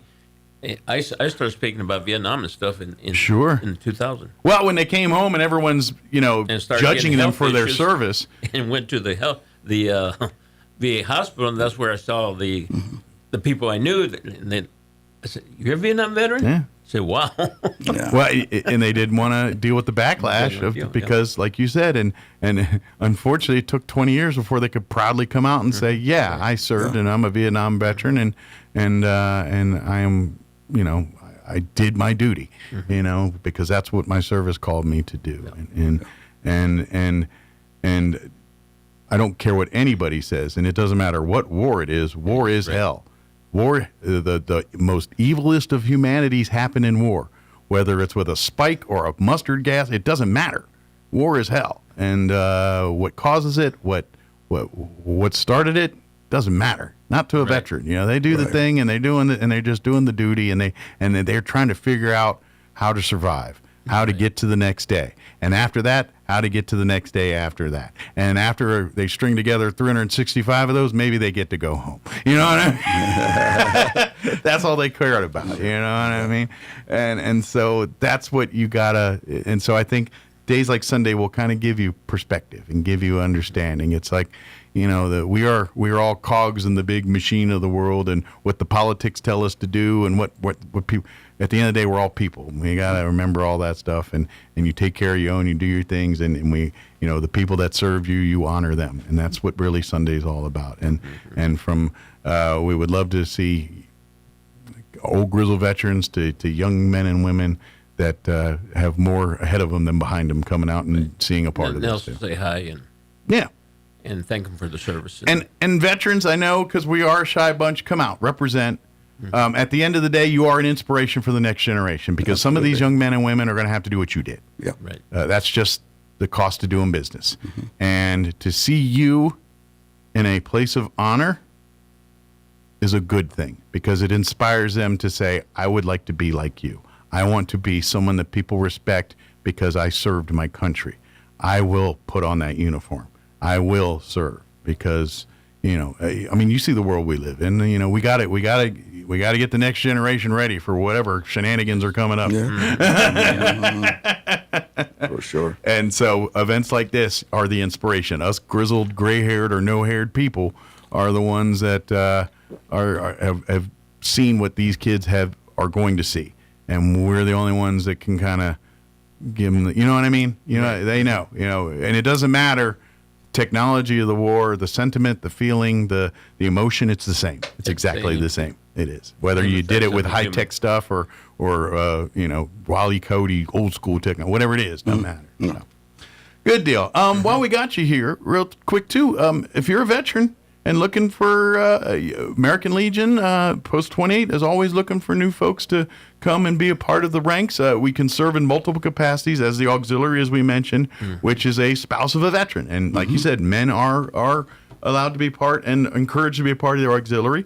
We also have our Sons of the American Legion, and those are your male descendants of a veteran. Yes. And then you have, of course, the Legionnaires itself. And if you've served honorably, pretty much since Pearl Harbor, you are eligible to be a member of the American Legion. That's pretty much the requirements there.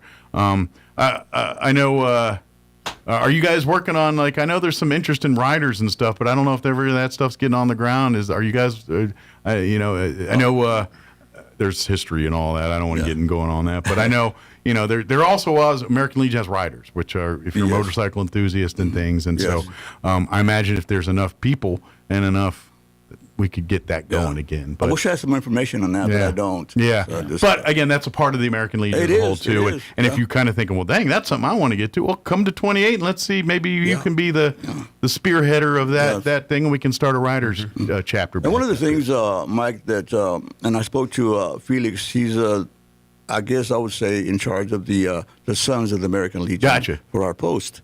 And he's trying to recruit, members for that. So if you're interested, come by. Yeah, if you're a male descendant of a veteran, you are eligible, and it doesn't matter if you're 12, 2, or 82. Felix Sosa is the one you should see on that. Yeah, so, and we would love to have more of the sons that and to be honest, that's the only one that is male driven. Like, you have to be a male. Yes. Sons of the American Legion. That's part of the reason son. But auxiliary, like I said, because theoretically.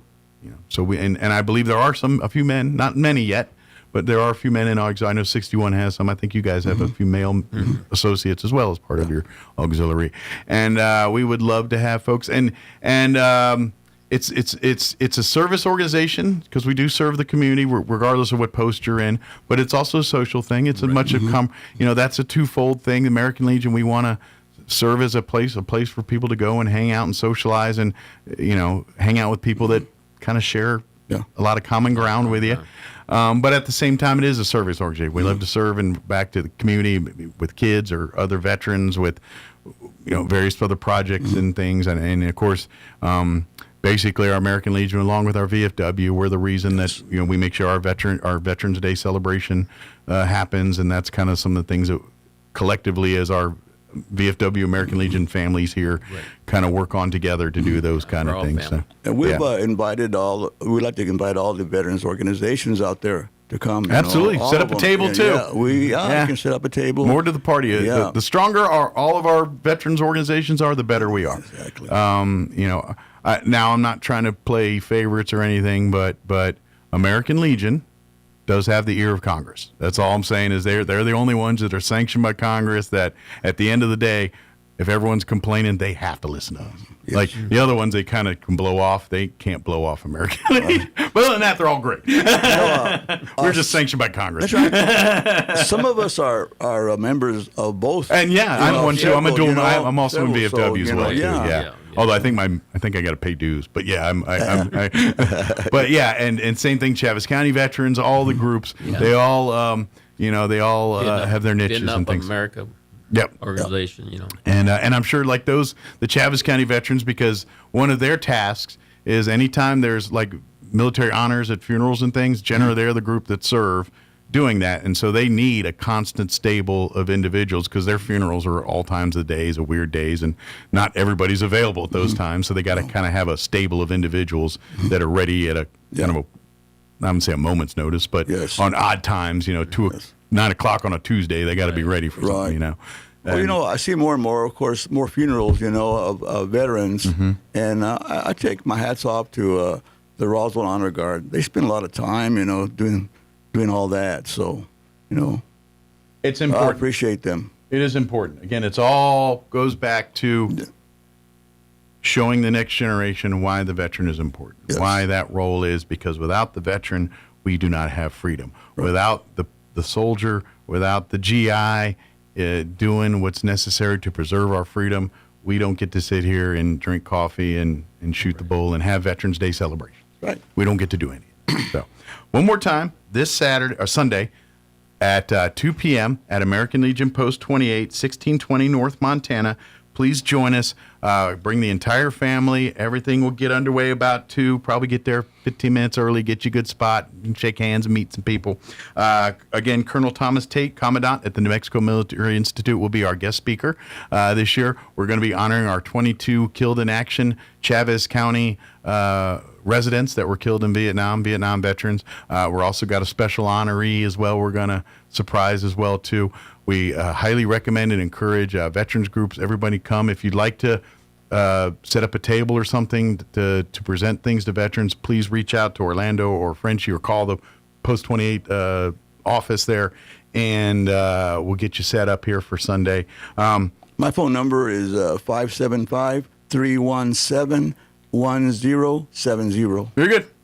And mine is 575-420-6722. And then, of course, just come join us 2 o'clock Sunday. Right. If nothing else, and come be a part of it. And like I said, we want to bring our family.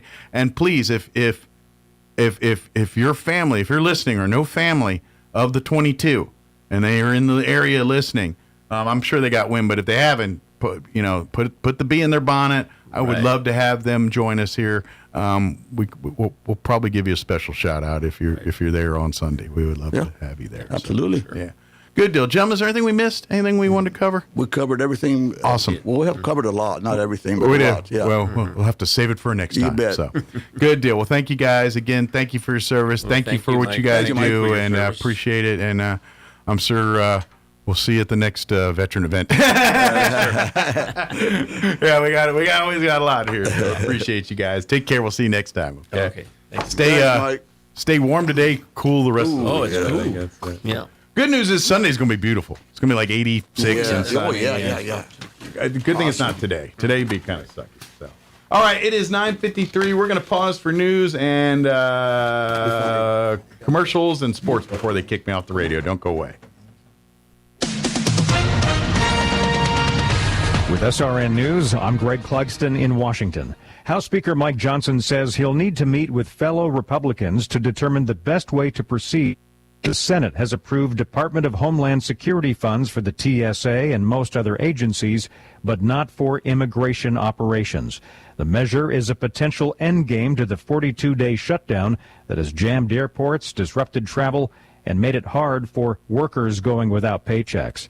The House Ethics Committee has found Democratic Congresswoman Sheila Sherfilis McCormick of Florida committed numerous violations of House rules and ethics standards. It's a ruling that could add weight to Republicans' push to expel her from Congress. Israel launched a new wave of strikes and says that its attacks on Iran are going to only escalate and expand. Stocks continue trading lower. The Nasdaq is down 230 points. SRN News. Your morning espresso starts right here. It's the Sean Hannity Morning Minute. The imminent threat was what Steve Witkoff had said, which is they're bragging about enriched uranium. So that brings us to the 15 points. Now, this has not been released publicly, and I don't know what's in the 15 points, but I can take a pretty good educated guess about what's in there. Now, we also learned something else in this conflict, that as per usual, international organizations, and I can't stand these globalist organizations, and in the case of the UN, the IAEA, always underestimate what Iran's real capability is. In other words, the Iranians just flat out lie to them and convince them that their capability is far less than what it really is. And that's extremely frustrating to me. It drives me up a wall. The Sean Hannity Show from coast to coast later today. All right, everybody cares about health, wellness, fitness, nutrition, and so many of us are guessing our way through our health, guessing what foods to eat, what supplements to take, wondering why some things make us feel better than others. Now, that's where Viome comes in. It's a simple, at-home gut health test that uses advanced RNA technology. It analyzes your gut microbiome to understand how your body is truly functioning in this moment. And from there, Viome then creates a personalized food and supplement plan designed specifically for your body. Right, Linda? You've been doing this. I have been doing it, and the test is easy. It's got great steps. It walks you right through. It's easy to do. You can send it right in. Take the guesswork out of it. Get real data. Go to VIOME/Hannity. VIOME.com/Hannity today. And when you follow their plan, you can expect better digestion, more energy, improved mood. Stop guessing. Start knowing.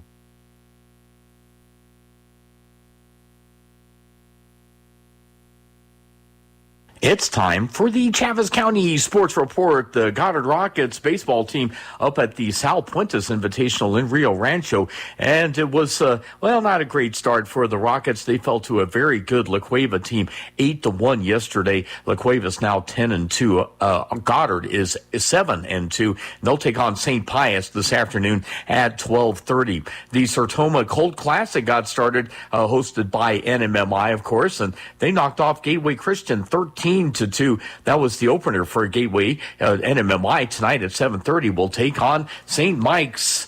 St. Mike's beat Socorro yesterday 11-1. Meanwhile, Gateway Christian will be taking on Socorro. That's a 12:45 start. And Dexter yesterday, baseball action blew out Capitan 14-3. They'll play Hot Springs tonight at 7. The Sports Report brought to you by DSI. Call DSI for all your office technology needs. I'm Eric Butler at Roswell Talk FM 106.5. I'm meteorologist Steve Hamilton with your Pecos Valley weather. Fairly cool today and really windy with that cold front moving through. We will be getting some sunshine with a few clouds, upper 50s to about 60 on the high, and wind gusting to 45 miles an hour. Overnight, the wind should calm down after midnight, some clouds and low 40s, and then cloudy in the morning on Saturday, turning sunny in the afternoon. We're back up to 70, 80s, and fair Sunday. With your forecast, I'm meteorologist Steve Hamilton. Picture this. You're behind the wheel of a John Deere compact tractor. You're effortlessly breaking ground, moving piles of rocks just by moving a lever, and enjoying the sun as you clear brush across your pasture. We could keep trying to put you in the moment, but to really understand what this feels like, you just have to get in the seat. Stop by Pecos Valley Equipment in Artesia and Roswell, or visit us online at pecosvalleyequipment.com. Tax Time Heroes assemble. Your refund has landed at Roswell Nissan. Van Man and the mighty J Squad are soaring high to knock down evil prices. Whether you're upgrading your ride, trading in for better, or grabbing your very first vehicle, our superhero team is here to crush bad financing and deliver your perfect Nissan match. Bring in your tax refund and Nissan will double it up to $4,000. Don't wait. See what superpowered savings you qualify for today. Up to $4,000. Click RoswellNissan.com or stop by Roswell Nissan and let our heroes turn your tax refund into your next set of keys. Roswell Nissan, 2111 West 2nd. Wesley Financial Group is not a law firm. I'm Chuck McDowell, founder of Wesley Financial Group. Did you buy a timeshare because they told you it was a great investment? That's a lie. Most timeshares can be bought online for $1. To find out what your timeshare is worth and to cancel it, call us today and we'll send you our timeshare exit kit free with all your options for cancellation. Call Wesley for your free exit info guide. 800-349-8877. That's 800-349-8877. Taxes was feeling so stuck. Sitting in traffic, squeezing into a parking spot, all to squeeze in getting tax help during your lunch break. Now Taxes is a TurboTax expert who does your taxes for you, while you go about your day getting real-time notifications about their progress and the most money back guaranteed. Now this is Taxes. Intuit TurboTax. See guarantee details at turbotax.com/guarantees. Only available with TurboTax experts. Real-time updates only in iOS mobile app. Your home for